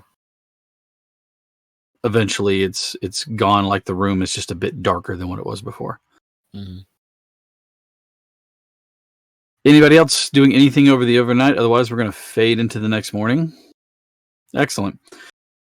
Dawn breaks with rain, and it doesn't look like it's going to go away anytime soon. As you check to make sure that the horses are in the stable, Buttercup is ecstatic to see you, and since horses don't have object permanency, you were gone forever. Big puppy dog just like hugs the nose. You mount up and set off. It's a cold rain. Tonga, you're perfectly fine in it, I'm sure. How is Ezra in the cold falling rain? He's okay with rain. He's not good with cold. So he's just wrapped in a blanket, but he keeps getting soaking wet. And Yeah. so It's not helping him. He's not sitting shotgun today. We can say that. Unless we can like pull the tarp over more. Wait, no. What kind of? Oh, no, I know what kind of carriage this is. Okay. Yeah. It took me a second. Yeah, it's an old, not a buckside, but like not a formal carriage, but like a riding or driving carriage. But so it's got a seat on a spring load that's in the front, and then footsteps for the footman and the driver, and then it's got a single door on one side that opens up and allows to sit technically 3 across, but 2 comfortably, and then 2 on the opposite side. You can fit, or like one Ezra. You can fit 3, but it's like Ezra, who's sitting on my lap. No, so go ahead. I was gonna say, if there's no room for him, he'd sit in the front. I'm so sorry. Zora would give up her spot in there because she's got the cloak. That's right. You have the cold weather cloak, don't you? So she's either walking alongside or riding. Sorry, a wear dagger. You just turn into a fuzzy dagger every so often. Has anyone seen the story? Look at that beautiful dagger. Is it wearing a stiletto? It's a stiletto! It's a... But Alright. Wait, I'm sorry. Can I thematically change it from a dagger to a stiletto since it's technically a type of dagger? Yes. Yes! I hate this. You brought this on your own. I know I did. Yeah, I was about to say, My you own did this fault. to yourself. Raziel kind of stirs for a moment and says, "What is it you've done here, love? I feel all sleek and sexy." I know. I'm sort of into it. Good. Sorry. Anyway, so riding on through the rain, and again, the pregnant sky is dark overhead. Every once in a while, a peal of thunder hits the air around you from a far-off place. The distant clouds rumble with lightning. Not enough to make a light show, but you can see it in the faraway clouds. The day takes you to the edge of the moors, and there they sit in front of you. These low rolling hills dotted here and there with heath, and you can see that they have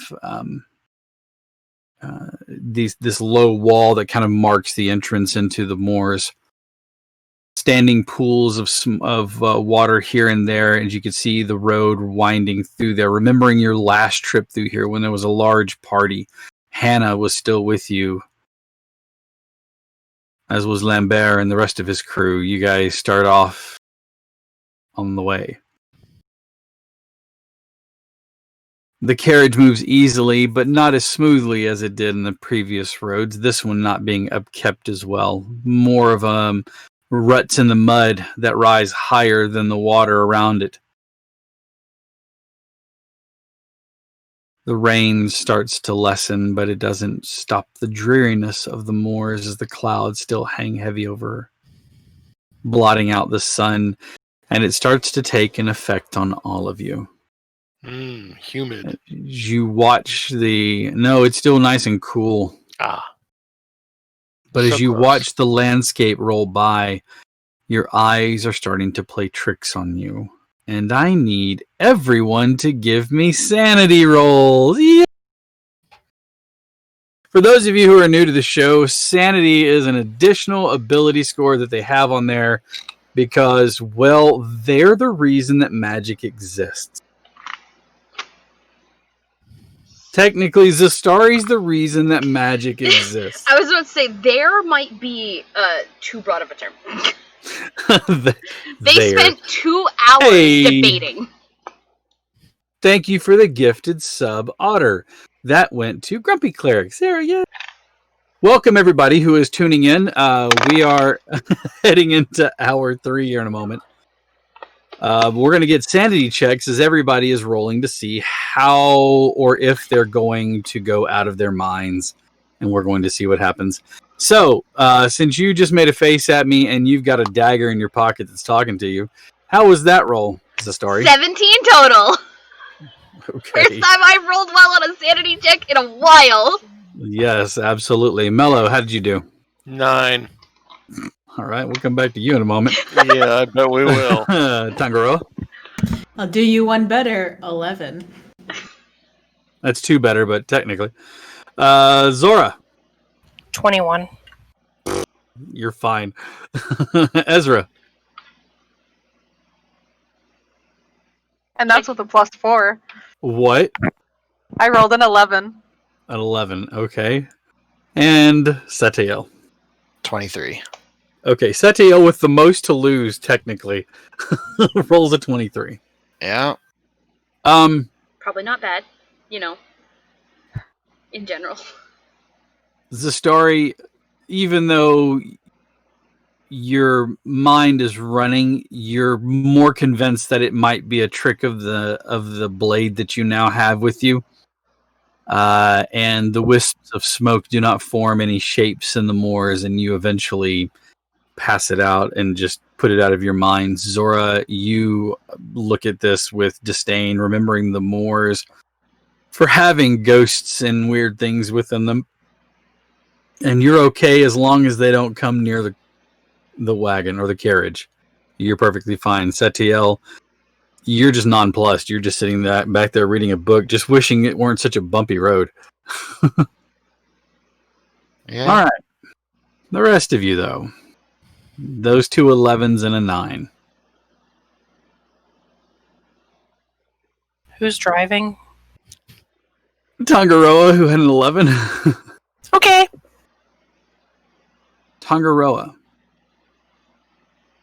Even though you know that you are miles and miles and miles from the ocean yet still,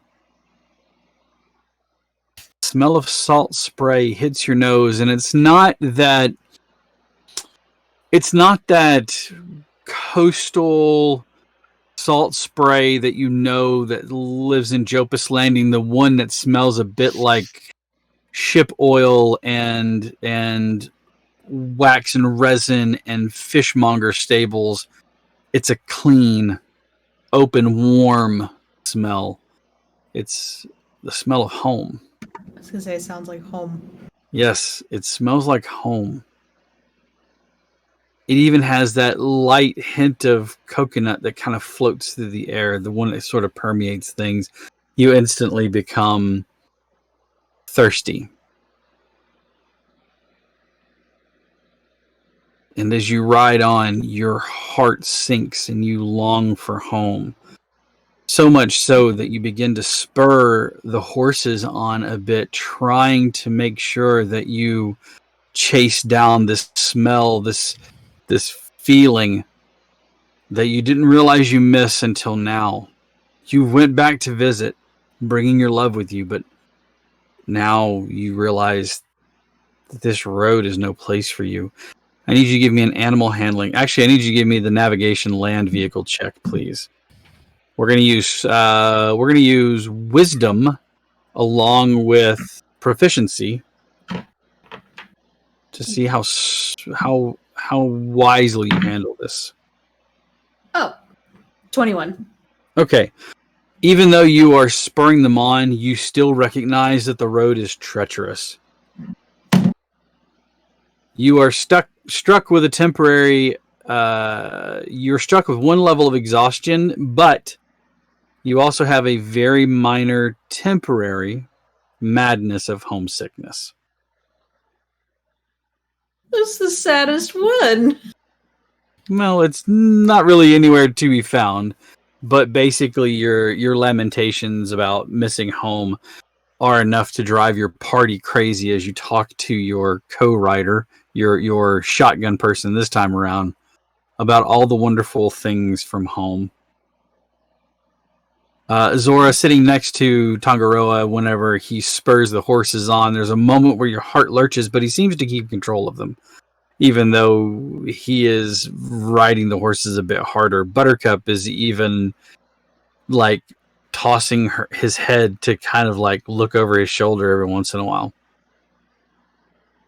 You okay? You want me to try and drive? I think I'm okay. I feel a little.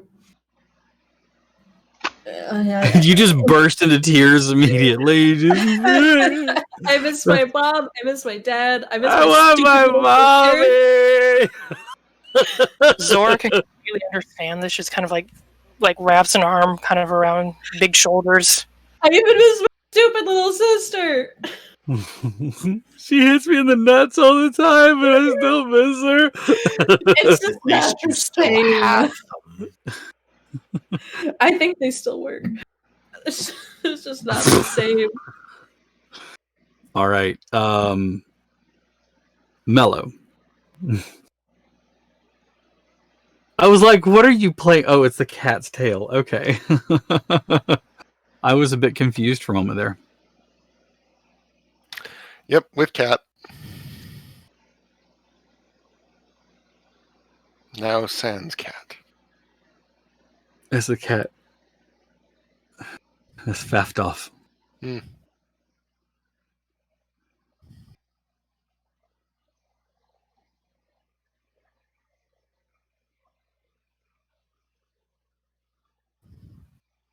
Hold on, I'm looking for something in particular. Oh, that's not a good sign. Never is.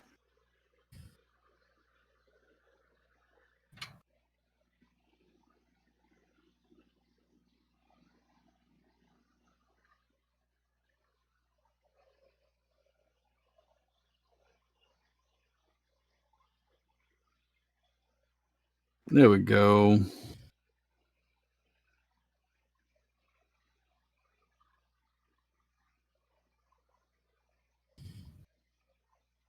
You, my friend, did the worst, so roll me a D100. Yes, sir. Also, I just want to say is the longer Tongaroa goes on and on about missing his family, the deeper Satiel's scowl gets. Well, you're inside the carriage, and so they're riding. It's being lost in the wind. I mean, he's blubbering, but it's probably not as audible. What'd you roll? 94. Okay, do you want my roll or yours? You know what? I'll take mine. Watching the scenery pass by quickly and faster as the horses are spurred on, you realize you're trying to track the land, forgetting to keep a focus point somewhere in the distance. The next thing you know, your head hits the inner wall and you fall unconscious across the seat into someone's lap. I don't know. You can choose who. Rolling a D8. Well, how many people are in there? 4. There are 4 of you. Oh, even better. You, Zastari, Satiel, and... I say, roll a D4 Ezra. with one of them being the floor. All right. So let's see. I'll make 1 is the floor, Okay. and then we just went over this. It's Zastari, Ezra, Satiel. and Satiel. Satiel are all in there. Okay, so that's 2, 3, 4. It's Satiel. You bang off the wall and find yourself in the very comfortable robed lap of Satiel. Who's just like looking at you from below the book. Come here often. You're unconscious. Be quiet. Even if he was, I'm just gonna say no. He is conscious because Satiel just puts the book on his face and keeps reading. No, he is unconscious Yeah. for 5 minutes. Oh, He wow. wakes up. There's a book on his face. Yes. Just the spine, just on his And nose. He's just reading. Last but not least, did you just lick the rim of that bottle? You can't prove anything. I'm pretty sure we have it on the VOD now, my dude. We do. And Video of the day: waste not, want not.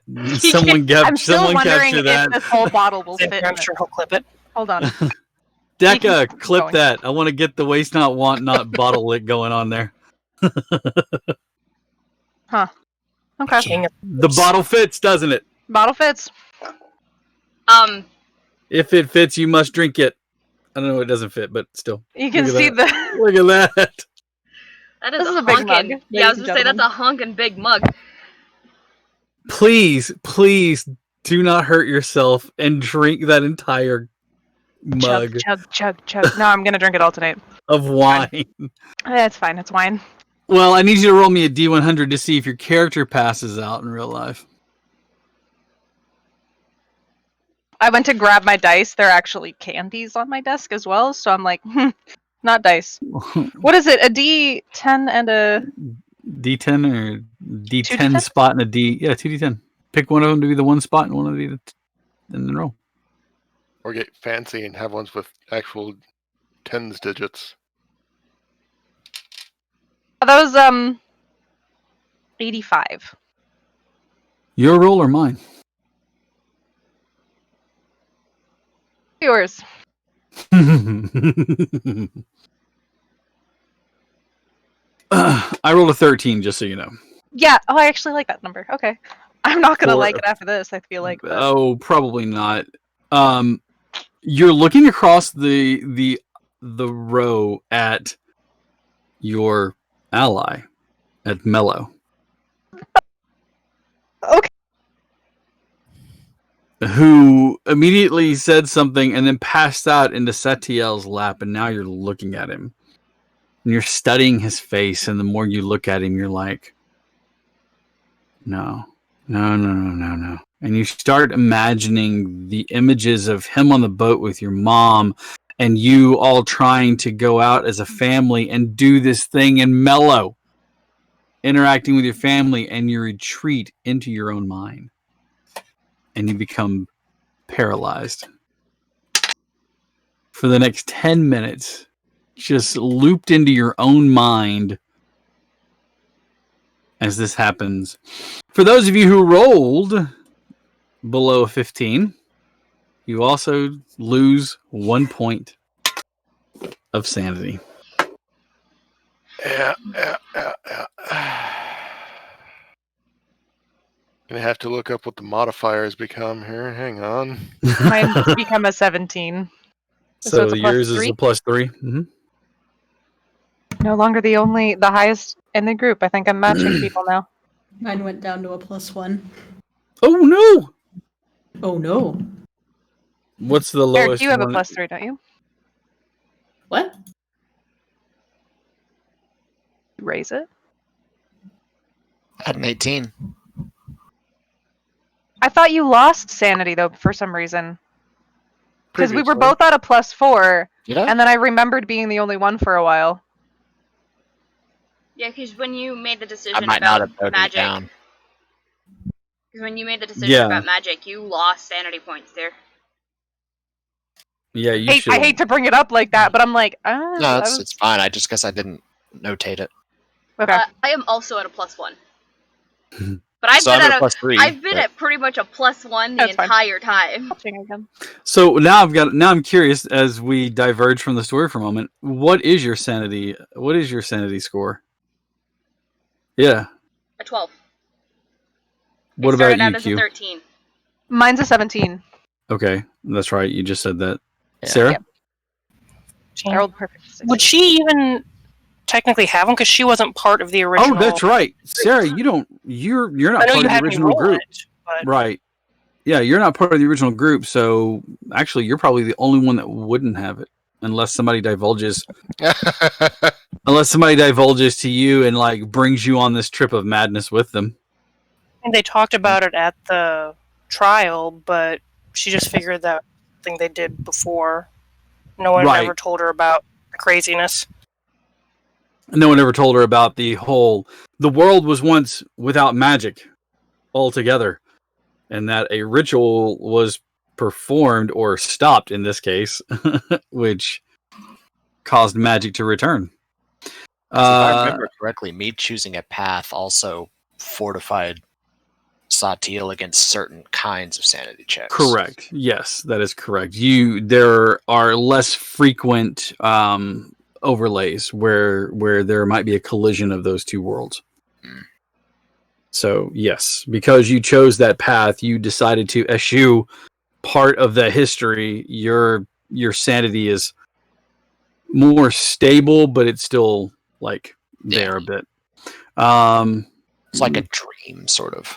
Yeah. So I think we like set you at a number of like a 16 or a 15. Hmm? Yeah. No, I Does he- started at an 18, Okay. and then I lost one, so I'm at 17 right now. Okay. All right. So And you're then- at 17. Then you told me when I chose a path, Hmm. my mind, I'm far less prone to having Right. those sanity collisions because I chose a path, Correct. so they don't happen nearly as often for me. Correct. Steve, what's Mello sitting at? 15. 15. And then you said you're at a 12, right, Molly? For Tangaroa? I went down to a 13. A 13. Okay. All right. So that happened on the trip there. The rest of the day, So I'm at 22, not 23, apparently. So the rest of the day is just encumbered by this trip. As you push through, you know you won't get to the other side of the moors, but you'll get close to it by the end of the day. You're going to have to make a choice at this point in time to push on or to break for the night and set up camp in the treacherous areas.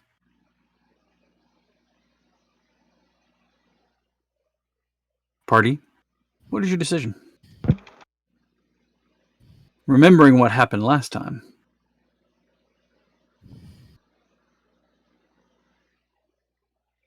Oh, it's just a little light. It can't be bad. Uh-huh. Bad Well- lights! Bad lights! Lights are bad. Nick. Until is putting up the dome. All right, so the Leomund's tiny hut is coming out. Yep. And I just imagine the horses are going to be attached to tethered to the wagon, but left unyoked for the evening.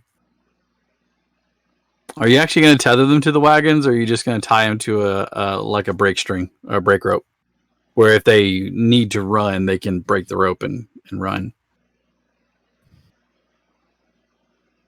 like a lead rope? One moment. Sure.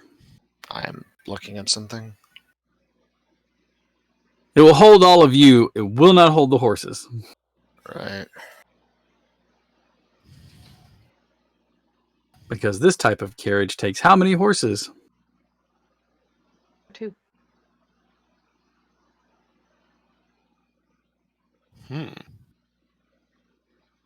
It's 4 horsepower.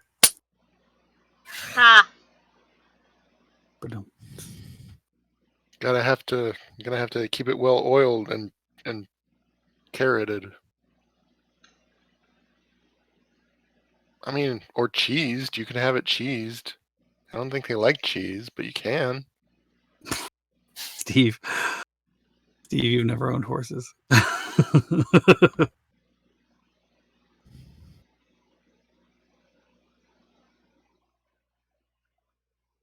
Sugar cubes.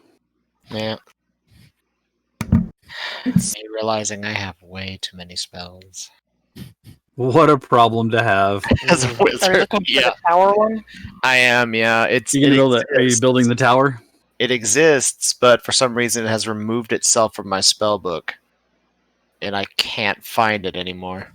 It happened to be when I leveled. 1 second. I think I had it on. It's not the Mordenkainen's mansion, is it? No, No. there was another one.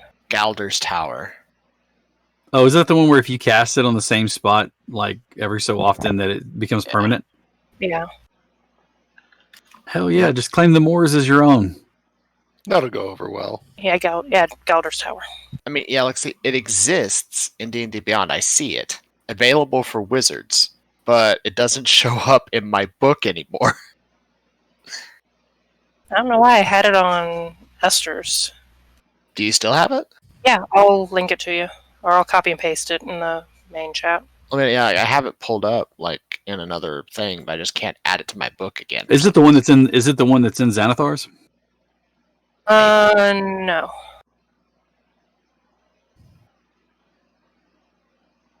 I just for some reason cannot. I thought that add was the it one that again. was in. Oh, is that one? Where's that one from? LLOK. Lost Laboratory of Qualish. Qualish. Yeah. Check. I'm gonna check Xanathar's guide because of the spells that were listed there, and I want to say there's one that might have been the cleric version of that spell though. Temple of the Gods, but I know there was a wizard version of that too in there. I believe That is the wizard one because I have it on Esther. Yeah, I just can't seem to find it anymore. What level is that one again? 3rd. Level 3.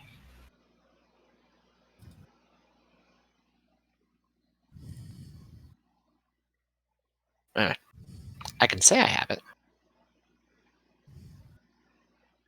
Actually, let me see if somebody put it on. Anyway, now he is going to take 10 minutes? 20 minutes? Are you casting minutes. it? Can you you can't cast that as a ritual though. No, the casting time It's is 10 minutes, yeah. Yeah. I know. I mean, I'm looking at it, so I know. Yeah, it's not a ritual, but its casting time is 10 minutes. What level are you casting it at? So you have, let's see, 2 stories. You have a 5-story building? Yep. That's not putting a target on us. And is it like a very stalwart building with crenellations made of heavy stone and looks very human, or is it more elegant than that? It looks kind of similar to one of the towers in of the cathedral. So it has more like a gothic, Yeah. like almost a gothic feeling to it. Okay. Mhm. Okay. Yeah. The bottom room has a wide enough door for the carriage and the horses to fit in. So unfurnished, empty room. Okay. Second level is a lounge with couches, armchairs, side tables, and footstools. Level 3 is a dining space. Level 4 is a washroom with toilets, wash tubs, a magical brazier, and sauna benches. And the 5th room is a bedroom with beds, chairs, a chest, and a magical fireplace. Well, fancy.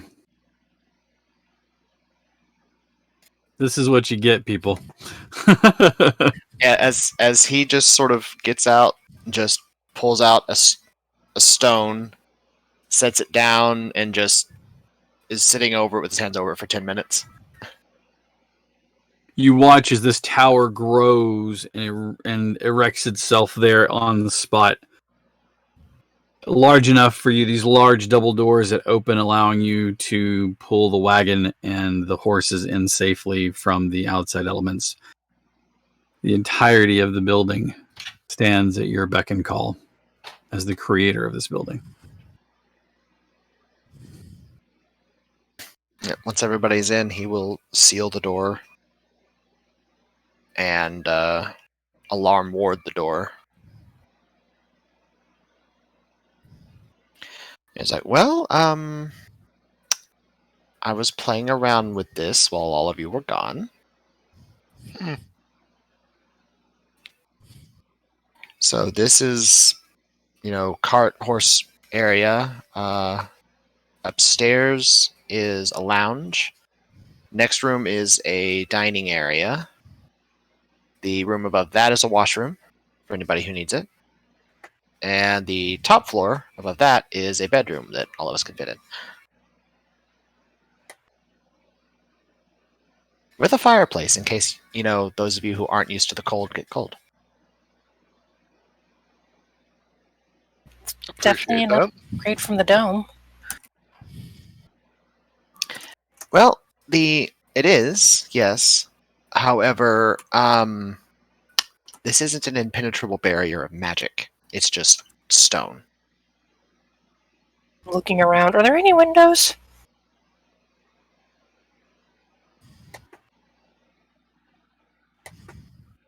Satiel, are there windows? I will say there's probably one window in the lounge, one in the dining area.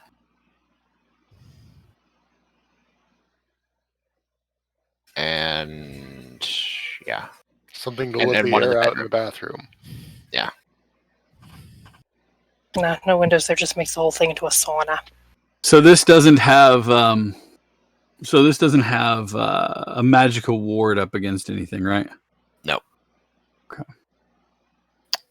He did put an alarm ward down if stuff crosses it, but it is just a stone tower.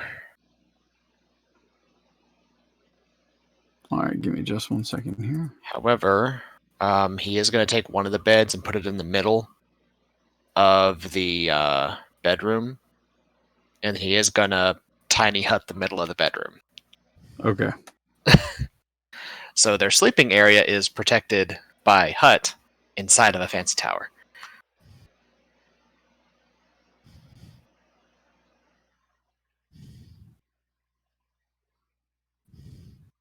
All right.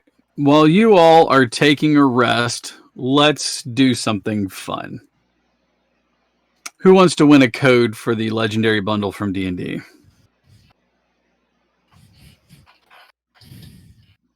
We're going to have everybody be able to enter.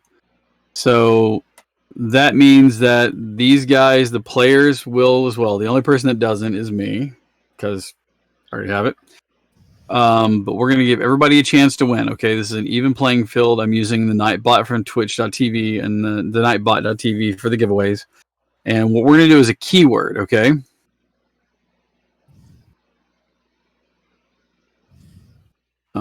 So the keyword is going to be tower. All lowercase letters. Tower is going to be the keyword. So go ahead, and as you do so, make sure here.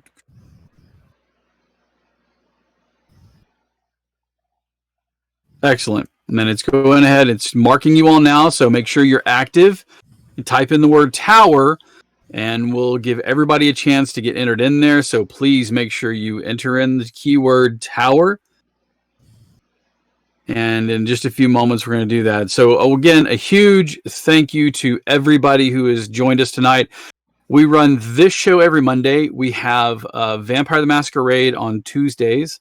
On Wednesdays, we do Monster of the Week. And Thursdays, we do more D&D with Descent into Avernus. So we have on Tuesdays is my buddy Jason, who lives here in Alabama. He runs Vampire the Masquerade. And in that, we have Sarah and Eric, who are playing in that, right? Yep. I'm always going to ask that, even though I know, just because no. On Wednesdays, Monster of the Week is run by Q, and I've played along with Q, and I know I keep promising you that I need to get Monty in there, and at some point in time, We'll talk. Monty's going to make a comeback. Oh yeah. Yeah, and Deca, you play in several games that we have throughout the week. And then on Wednesdays, we have Monster of the Week on Wednesdays. And then on Tuesdays, we have Descent into Avernus run by Maddie. And that's a lot of fun. They're getting touched, apparently. He is a much more gracious DM than I am at times, I guess. I mean, you say that, but I almost dropped Comfort off of Avernus thousands of feet to the ground. So... True. I just torture you all with mental anguish. So there's that. Physical danger. It's that time again. All right. So one last chance, everybody. The word is tower. Go ahead and make sure that you've entered it in there. And if you've already typed it in, great. So it looks like we've got everybody that's going to be in there going once, going twice. And here we go. Drum roll, please. And our winner is Perhaps a Cat. Congratulations on winning that prize. If you will do me a favor, Perhaps a Cat, thank you very much. Guys, this was a giveaway that we do, but we do give away more stuff. I have like mounds of game codes that I give away. So check us out because I'm constantly giving stuff away. And because I do have aligned to them, who knows, maybe some more bundles down in the future, possibly, maybe. I've also got some books and things that we like to give away, so make sure you follow us because we do try to give things away here and there and everywhere. So there you go. Perhaps a Cat, congratulations. Do me if I will get the code to you. I have it. It's in an envelope sealed in another room, and I will have to get that to you afterwards. Make sure that you guys join our Discord channel. And join our Discord channel. You can message me directly on there. It's Captain Sack, or if you see me in there, it's the Dire Bear GM. Around here, you can message me here. But we will make sure to get that to you. Please join our Discord channel. And again, yes, if one of my mods can throw the Discord link in there. It should be linked underneath. Steve got us. Oh, that's right. It's linked in the down belows. If I'm not It should mistaken. be. Better be. If not, I have work to do. Better be. I don't know. I can't Right look. now. I forced it into the chat. It'll be fine. Yeah, I was gonna say Steve got it up in the chat. Crund the Barbarian changes his Discord name to Perhaps a Cat. Maybe it's a cat. Maybe it's not. We don't know. All right. Well, thank you all for everybody tuning in. Congratulations one more time to Perhaps a Cat on winning the whole kit and caboodle for the Legendary Bundle. Again, we will try to get more stuff like that in the future. One of the things that I do have is I have some physical books that somebody won from me. You forgot them when we came to Winter Fantasy. I know. I need to remember to bring those to you, but I also have some other stuff that we can give away, along with some video games for the kids who like to play them video games. Anyways, so the night wanders on.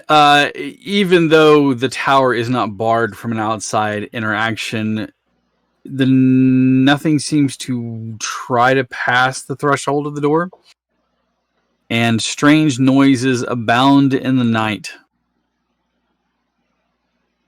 Every once in a while, for those of you who are keeping an eye out on the movements in the night, you can see the wisps of light moving here and there, marking a spirit that has passed on, but a spirit that is still lingering and has yet to pass on. They wink in and out like fireflies.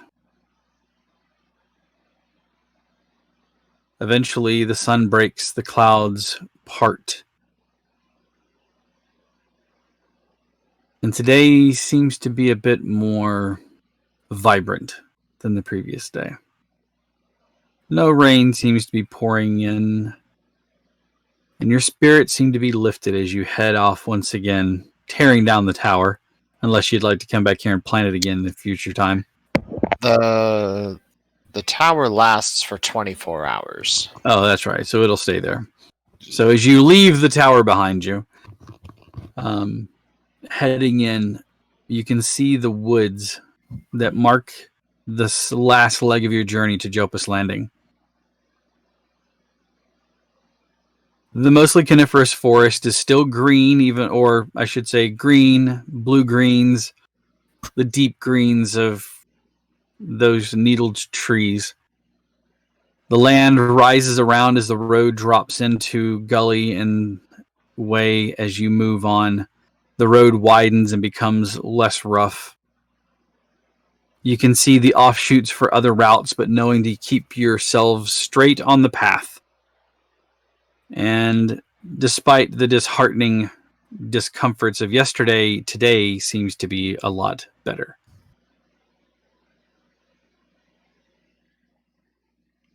Eventually, you find yourselves riding into town, spurred on just a bit more. You can see ahead of you the rise of the steeples of the monastery, the library that marks Jopus Landing. As you ride into town, you are greeted by friends that know you, or at least people that know of you. Jopus Landing seems to be faring well in the last bit that you've been gone. The new keeper seems to have filled into her position, and realizing that her machinations towards you, or at least her attempts to woo you to one way or the other, were met on either truly deaf ears, or maybe you had eyes for someone else. Regardless of her attempts to woo you are gone, and she regards you as a compatriot, as a peer. The people of the town seem to be happy to see you, and the telltale flag that holds the marking of a ship that is familiar to all of you, having been embarked on it for at least some months at one time, can be seen in the harbor.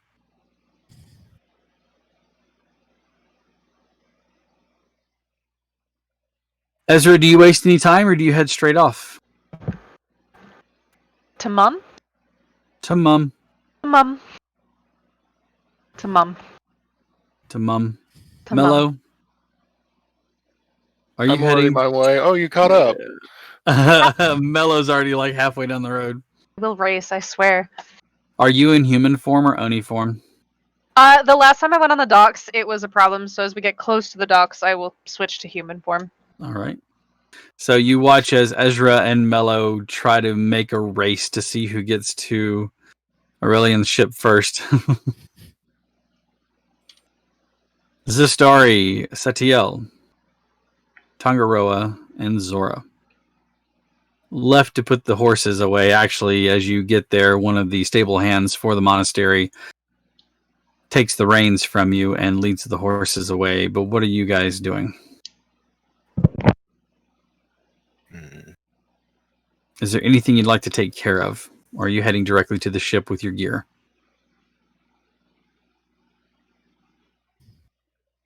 I would like to go find Sarnet's shop. All right. Give me an investigation check. With advantage, because I found it here before? 3 of them, yeah, but you know where it was at last time. Give me 2 of them, actually. So just 2. Just 2.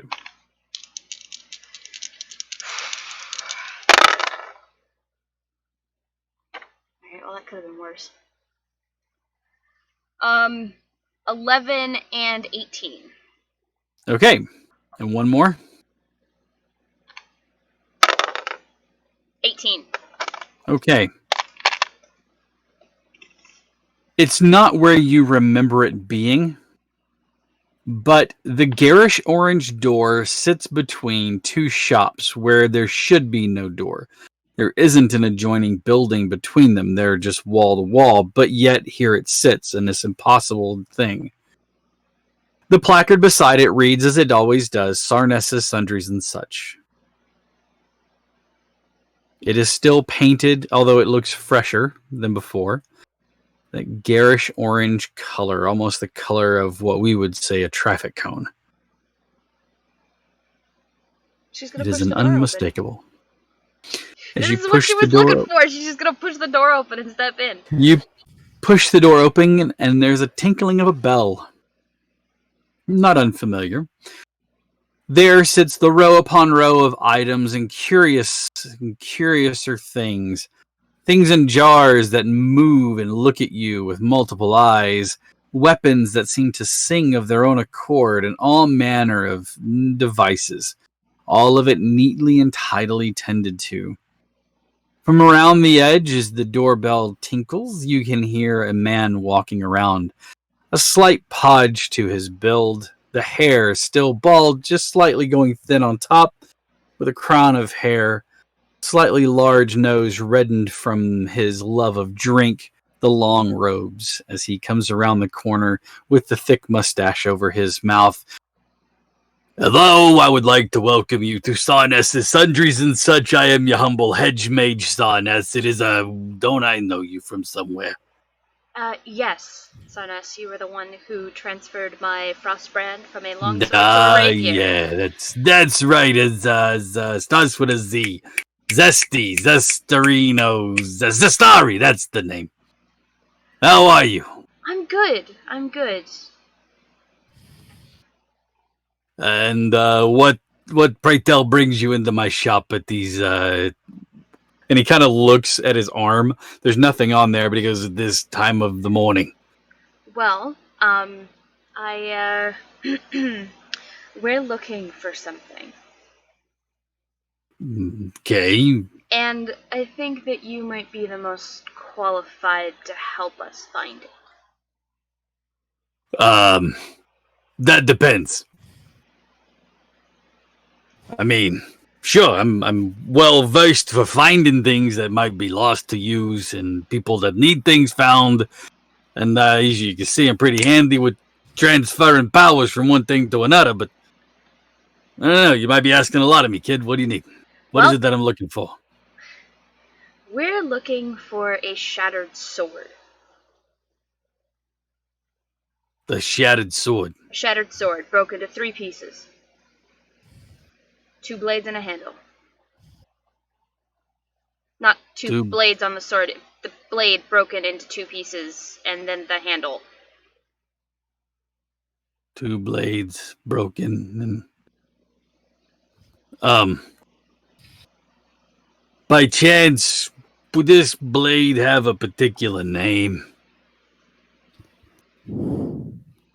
Has Satil ever said the name of the blade? Nope. Not that I'm aware of. I do know that it is a legendary type blade. There have been legends and rumors about it. We have found the location to 2 of the pieces. However, one of them is in the wastes and the moors. Wait, is it the wastes or the moors? Cat. The waste, the Hanek Waste. The Hanek Wastes. And well, the waste is a little bit big, and we're on a bit of a time crunch. And dangerous, of course. Oh, danger's not a problem. You transferred the rapier. What danger do you seriously think I'm going to be in? Well, you're heading into the waste, so who knows? Not the first time. Okay. So anyways, anyway, so that's you're not the looking point. for a blade. We're looking for a piece of a blade, yes, but it's going to be in the Hanek Wastes. And Well, it's a fairly large area, and we're trying to narrow it down. Sure. I mean, that's a pretty easy object to come by. A spell of locate object would take care of your needs for you. You got a spell scroll with that on it? I might have such a thing. If you were such a person that could cast such a spell, then we could do some bartering, and possibly I could get that spell for you, yeah. I am definitely the kind that can cast such a spell. You do understand, though, that there is some concern with regards to finding items that are sundered into 3 pieces and scattered about. Have you considered that there might be a reason as to why they're sundered and then therefore scattered about into different regions? I have. Have you found that your magic hasn't been working quite right? It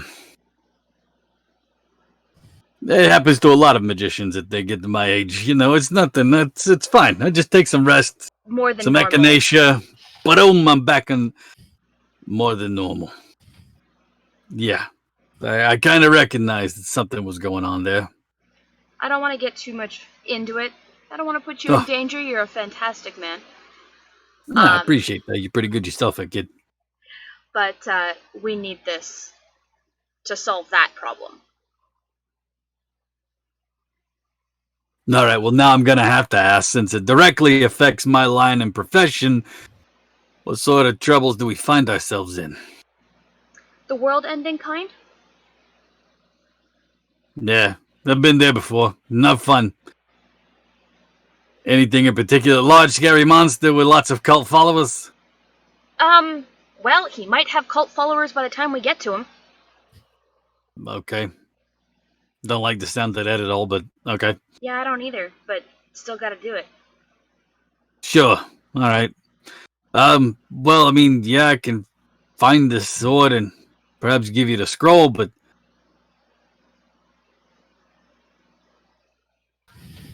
I do kind of worry about things. What things? With magic not working the way that it's supposed to, and especially with you guys heading off into the Hanek Waste, where it definitely doesn't work the proper ways. If I give you a spell to locate object, who's to say it doesn't, lock onto a Tarrasque's horn? If I cast it outside of the Hanek Wastes, then what's the problem? Yeah, but you have to understand that locate object isn't locate the object anywhere in the world. It's limited into what its capabilities are. Right. Then I guess I'll just have to give it to somebody who's more skilled than I. One of the people I travel with is a much more proficient wizard than I am.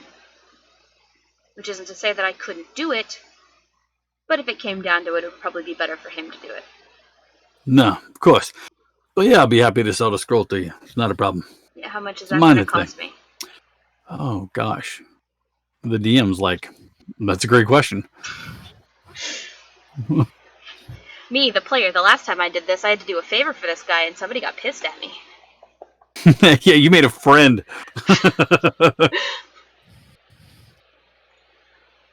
Let's see. Locate object. Is it a second? That's what I say. It's a second level spell, isn't it?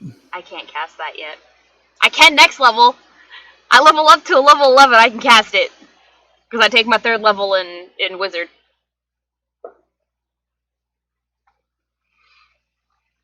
Hang on, I'm looking for something real quick. Bear with me, please. Mm-hmm. Please.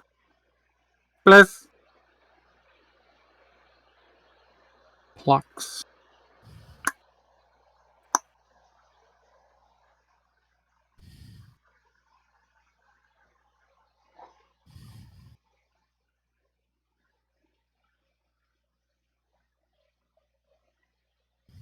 There we go. Uncommon item.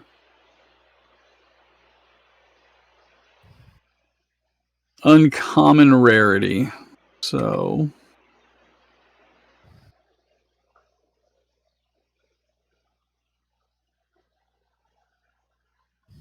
uncommon is up to 500. So he's going to charge you $200 or 200 gold pieces for it. Okay.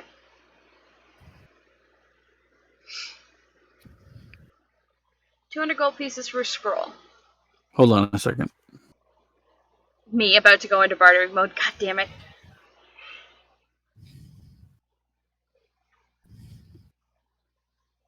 Yeah, I know.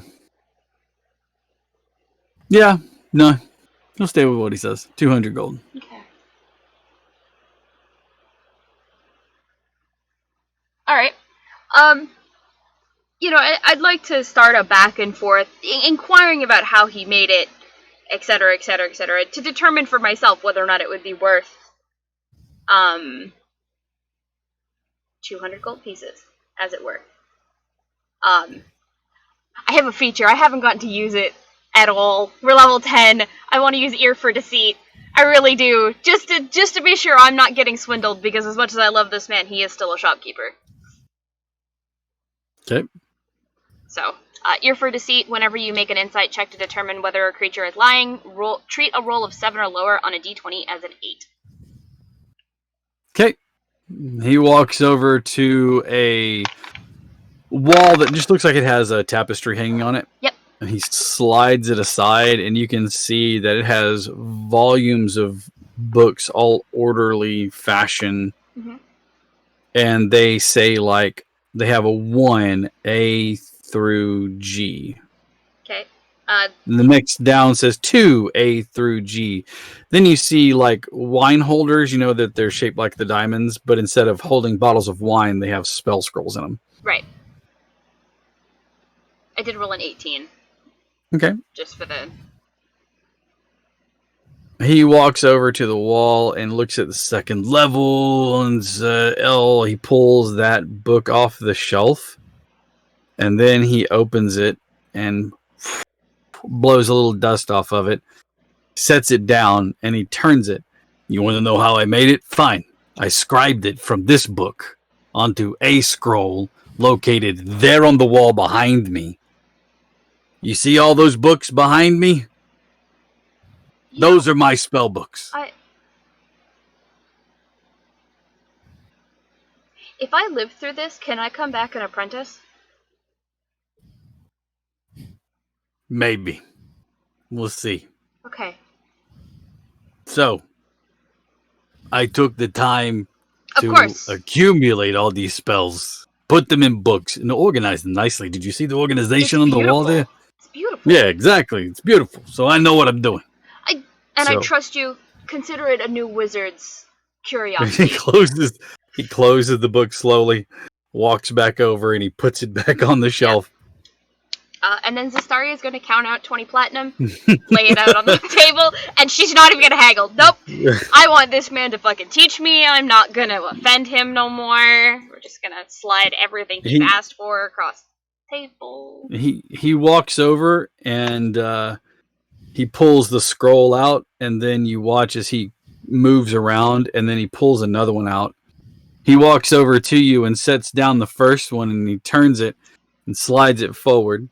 Please feel free to check the merchandise if you would like. That is your spell of locate object. Okay, thank you. And this one is on the house, and he sets it down, he turns it, and he slides it over to you. Okay. He says, this one is easy enough to learn by rote. It should be a reflex whenever you need to use it. If something's coming your way that you don't want to have coming your way, you throw your hand up, recite the incantation, and a shield will appear. You just taught me shield. That's fantastic. Good luck. Thank you. Also, you do something different with your hair. You look a little different. Like carrying yourself a little differently. Well, when your family stops chasing you, it's freeing. Mm, I don't have to look over Yeah. my shoulder anymore. Not that I'm not going to, but I don't have to. yeah, maybe that's it. I don't know. Can't quite put my finger on it, but good luck, kids. Thank Anything you. else I can help you with? I'll let our resident wizard know in case he needs to stock up on any supplies. Please do. Thank you. And then she's gonna collect her scrolls, carefully put them in her bag, and she's gone. Arriving at the ship, you can see that your family, the family Ezra that you have known for so long, Dalt, is hanging off of the side talking to, oh gosh, what was her name? Not Mom, but the big trainer, Big trainer. the big fighter. I forgot what her name was. Serafina. Seraphina. Seraphina. It is Seraphina, yes. Dalt is having a conversation with Seraphina that looks as though he's trying to win the argument with her, and she looks as though if her scowl got any deeper, her eyebrows would fuse together even more. You're not going to win that way, Dalt. Dalt, seeing you and hearing your voice, like, pushes her aside and swings out over one of the ropes that hangs there. Ah, finally. Where have you been? Your mother and I have been worried sick. Not that that sounded weird. Your mother's been worried sick, and I've been worried sick as well. And he looks at Mello. Mello. Dult.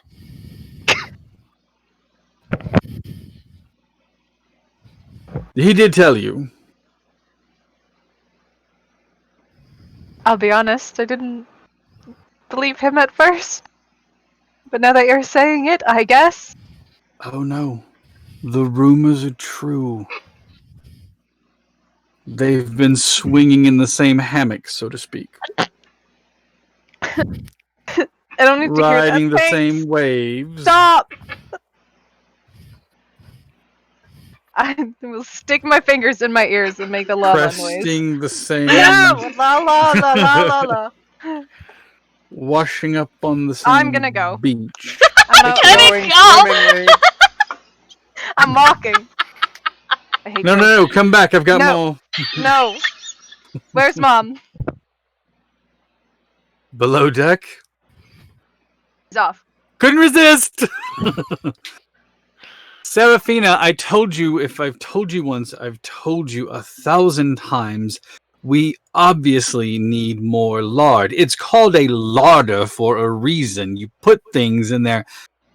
What are arteries? Why do I care? Anyways, their conversation continues on as you find your mother, who is in her cabin.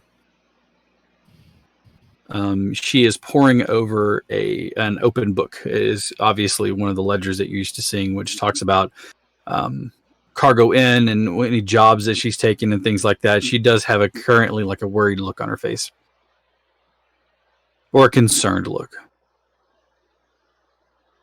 I get to see your face concerned over work. Well, consider all my concerns gone. Hello, child. And she gets up and runs over and puts her arms around your waist, which is about as high up as she can reach. Like, Tiny Mom, I love her. She's perfect. Yep. Tiny mom that will kick the ever-loving shit out of you. Yeah.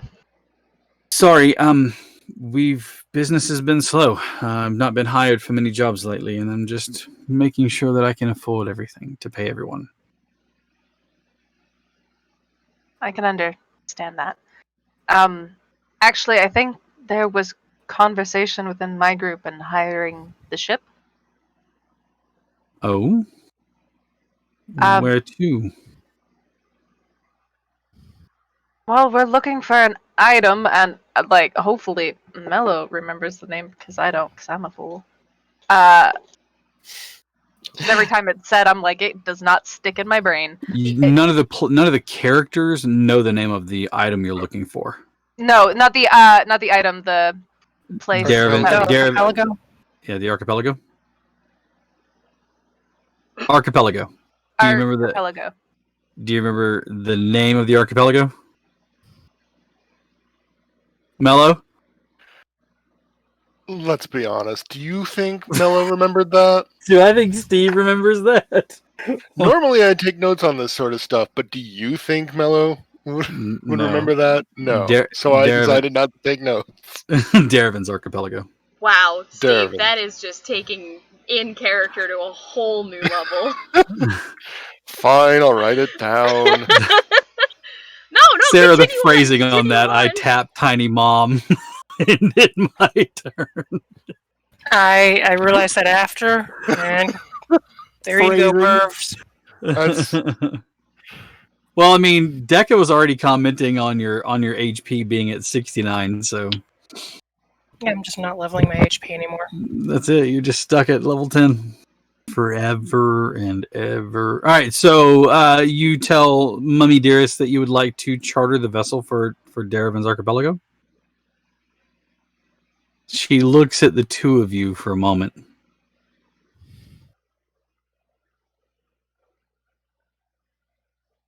That's a long ways away. I've only ever made the journey once. Do you know why? It's not open seas and easy travel. It's not a calm ocean. It's not a cruise. There are a few straits that we must go through that are most dire. I know how it is traveling with you and traveling in hardships. I don't think Ezra would have been there for that journey, depending on when she made that. No? Okay. This was Kind of back in Dad days.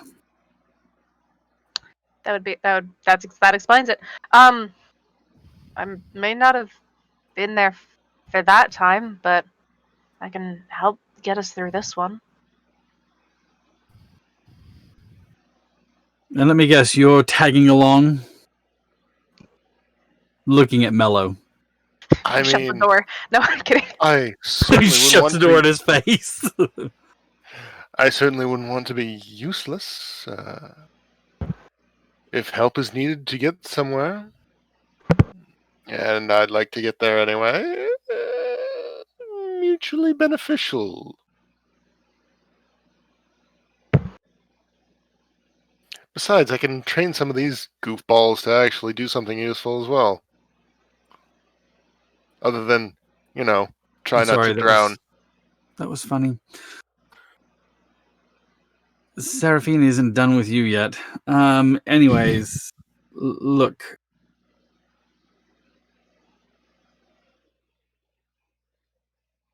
Are you sure you can pay for it?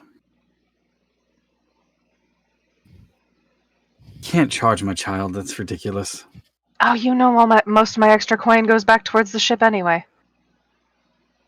And you can't stop that. Charge everyone else. I think, Ezra looks at Mello like, I'm an pretty extra sure. large shipment of lard coming in. Very expensive, that lard. Dalt is no. Anyways, fine. Talk to your friends, and if that's where they're willing to travel, so be it.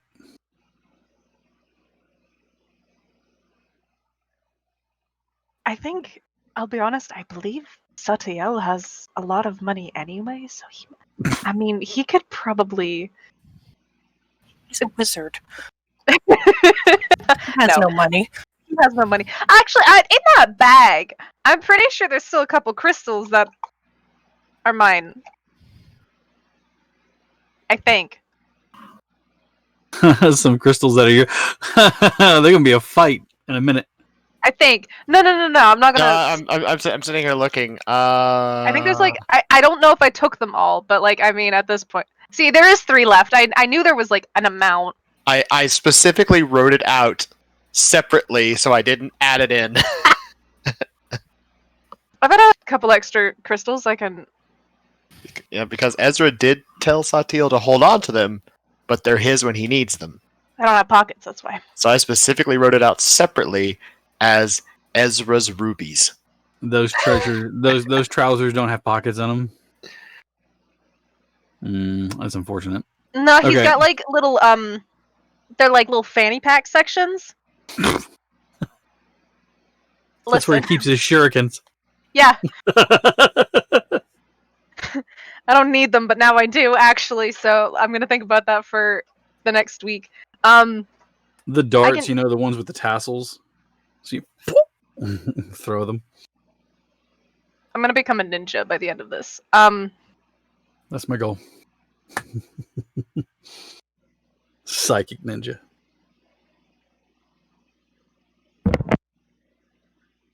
I just thought of Naruto a lot for no reason. Shit. But I have some extra rubies I can pass along for payment, and most of my money tends to go back to the ship anyway. I like to think Ezra had, whenever he takes tasks off the ship, they're usually with the mind of making money to bring back to the ship as well if times are slow. Mhm. So it's kind of a habit. It's like when you have that extra pocket change and you're like, oh, that can go here. Yeah. When Ezra has that extra pocket change, he just takes it. He's doing the Office Space where it's like, the penny. He's rounding out the rest of the pennies, so just putting that aside. He's got an acorn zap on his magical sending stone. Okay, so she looks at you and again just kind of fine. Who am I to argue? Find out where it is you want to go and when you want to leave, and I'll make sure the crew is ready. Of course. And he gives his mom a gentle kiss on the head and then leaves very quickly because he doesn't want to see Mello kiss his mom. He's still feeling kind of some sort of way after being paralyzed with that mentality. So, Are you two getting along? Yes, but I just don't think he's ready. Did you come to let me down easy? Oh, perish the thought. Ah, good. I'm worried. I've been to the islands. I know what's there. And none of you have. Well, to be perfectly honest, I'm glad you at least have some sort of insight into it. I'd hate to be going in blind.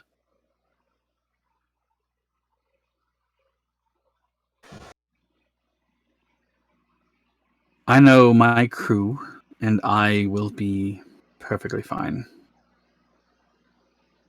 I'm not worried about the trip there so much as the place itself. Beautiful. It's lush, it's green, and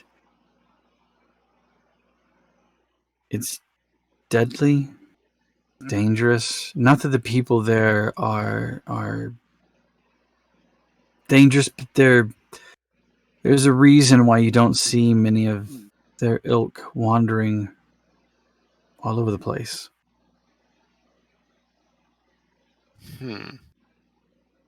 The elves of those islands are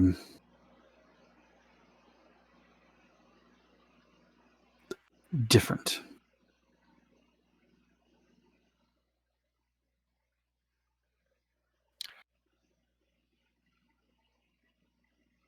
In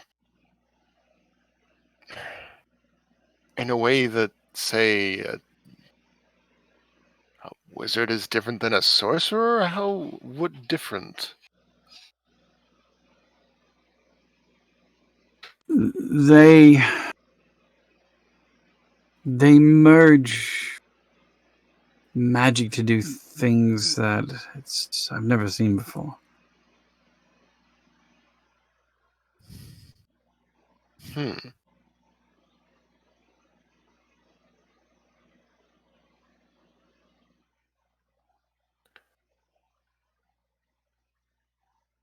if it didn't come with such a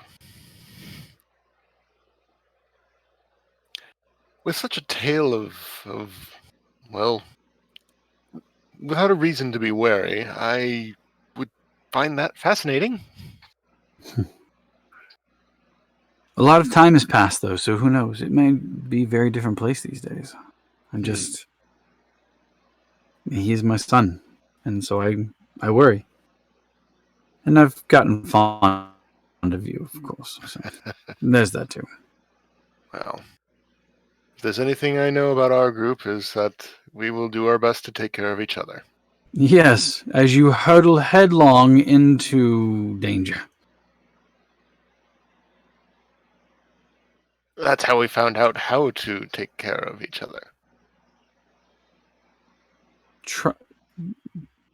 Trial by fire just means you're caring for burns when it's all said and done. He runs his hand through his hair.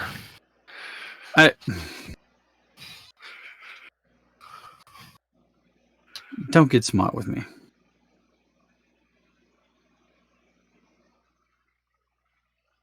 I trust him, and I trust you. And I trust Tangaroa.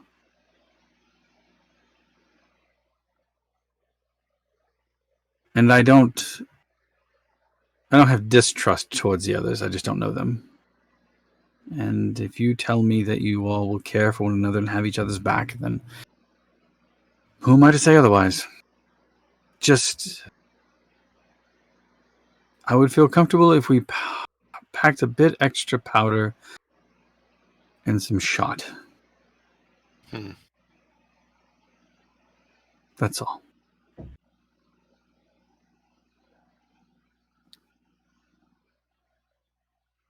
Understandable under the circumstances, yeah. We'll definitely do at least that. Good. Now. And she gets up, and she's been leaning like on the desk, but she pushes herself off, makes her way over to you, and stops at a side table to grab a bottle and pop the cork on it. And she says, "Tell me about your adventures while you've been gone." Satiel. Zora, what have you been doing in this time frame?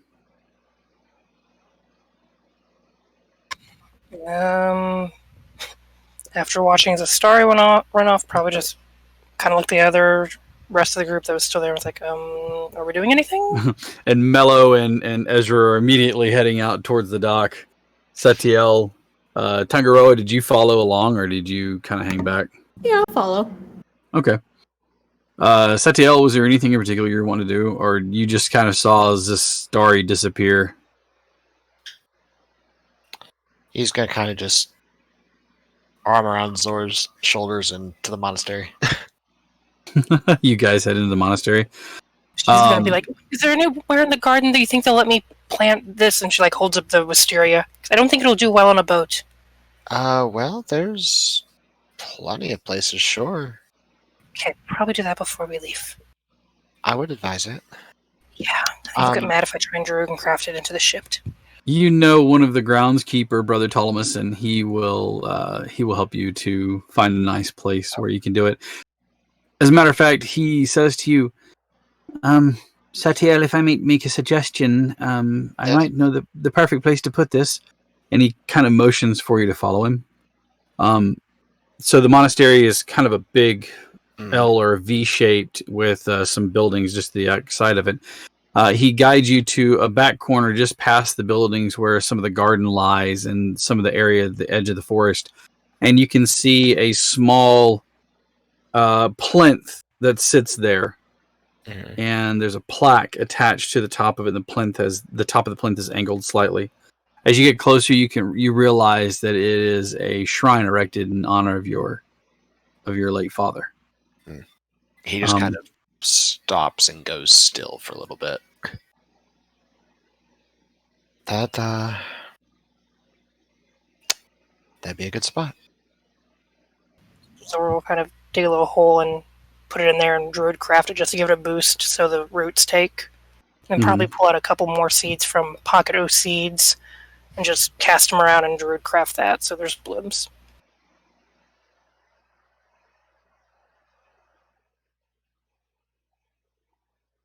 Okay. It's been months and this still isn't any easier.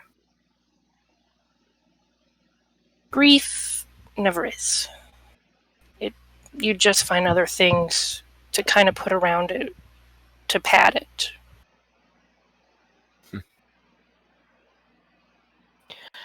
mean, that's why I've been working on this new spells of mine. I'm perhaps not entirely proficient with. I know I'll need to practice some more to put together some of the others. All I can do is kind of pin the threads of fate a little bit right now. And even then, that's not guaranteed. Nothing's guaranteed. And I'm sure he would have been proud of you, of what you've accomplished.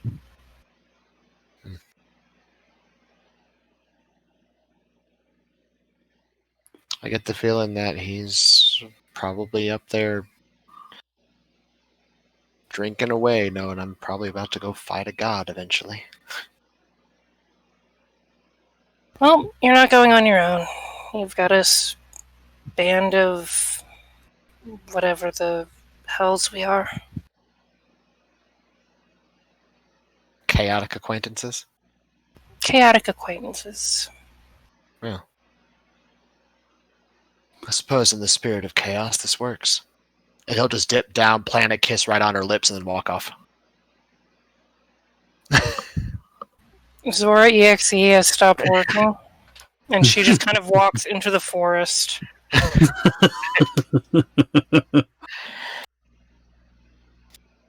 Blink, blink. Zora EXE has stopped working. Please reboot. Autopilot activated. Straight to forest. Axel probably laughing hysterically the whole time. Oh, absolutely, Axel is. Well, bet you didn't see that coming there, did you? Hello? He's waving his tiny little hand in your face. I have never sent you away, but you're pushing it. Well, fine. Bloody be me then if you walk into a forest and run into a tree. Don't say I didn't try to warn you. I'm not... That... Yeah, okay, yeah. I'll be perfectly honest with you, if I might, before you send me away, I really didn't think he sort of went that way.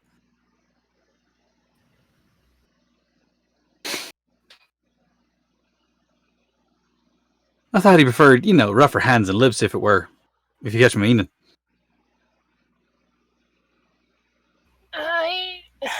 Speak plain. I thought he was a bit more like, the other two, Ezra and the Tongaroa. Oh. Yeah. I mean, not that there's anything wrong with it. I'm just perfectly fine. No. Love is love. You love who you love. I'm just saying. I need a drink. Do you want to come along? You had me at drink. Okay. I don't know if it's going to be alcoholic, but let's go get a drink. Yeah, just carrot juice.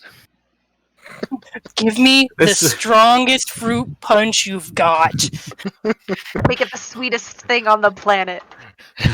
Just give me tea with 35 sugars, please. Oh my god. Make it into a syrup.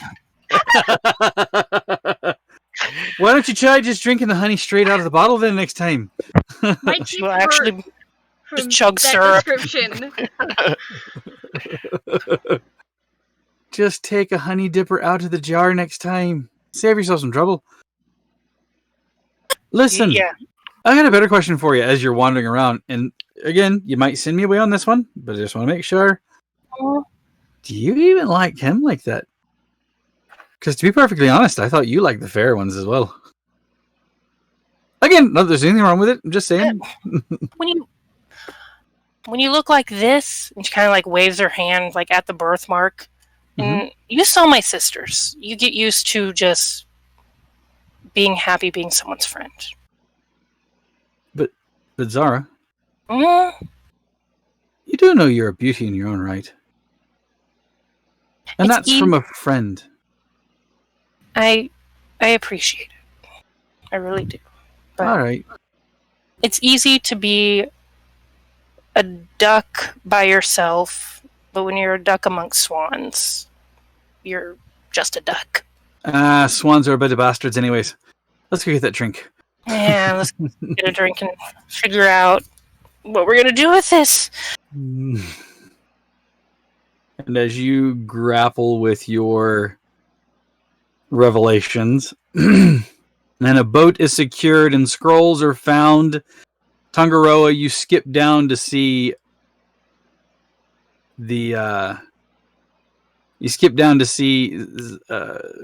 Ezra leaving his mom's cabin.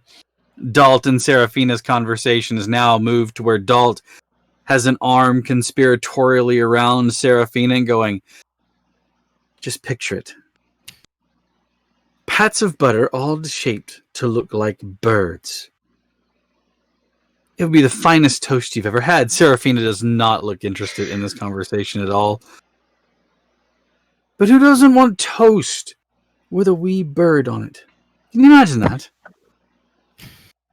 Because then you could take a knife into it and cut it and spread it out. Ooh, and what if we took a bit of jam and put it in the middle of the bird? So then whenever you smashed it to spread it across, you'd have butter and jam together. Don't so much. Seraphina, that would have to appeal to you. At least a little bit. We do know how you love to smash things to bits. Tangara! Hi. Seraphina looks at you and goes, finally, someone with some sanity. And she just sort of like shrugs his arm off and walks over to see you.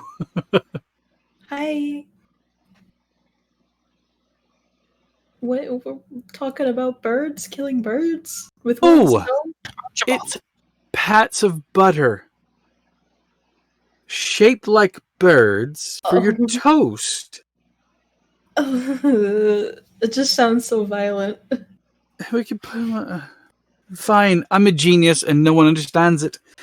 Fine, I'll be in my kitchen, I guess. And with that, okay. he moves below deck. I just pictured Dalt suffering while trying to carve a buttered bird on a very hot day, and it's just melting in his hand. They're just out on the ship, and it's always like, this didn't work the way I hoped it would. There was a step of my plan that's missing here, I believe. I'll look at Seraphina and be like, I'm really trying hard to make conversation and impress the family sometimes, but I feel like I don't always say the right things, and I feel like Dalt especially is really hard to have a conversation with because I feel like it just ends in violence, specifically against me. No, that's just Dalt. Oh. Listen. And she puts again, big arm around you. She's a big arm around your shoulders. If that weasel of a cook gives you any trouble, you let me know. I'll dangle him from the yard arm. Ooh, even better yet, I'll give him just enough rope to where he skips off the water after a few beats. Okay. There's so much aggression in this family. Welcome to it. And she hugs you tight. And goodness. then she's like, she heads down below deck as well. Is this story, I take it you head to the boat at some point in time? Or do you head to the monastery? Monastery. All right.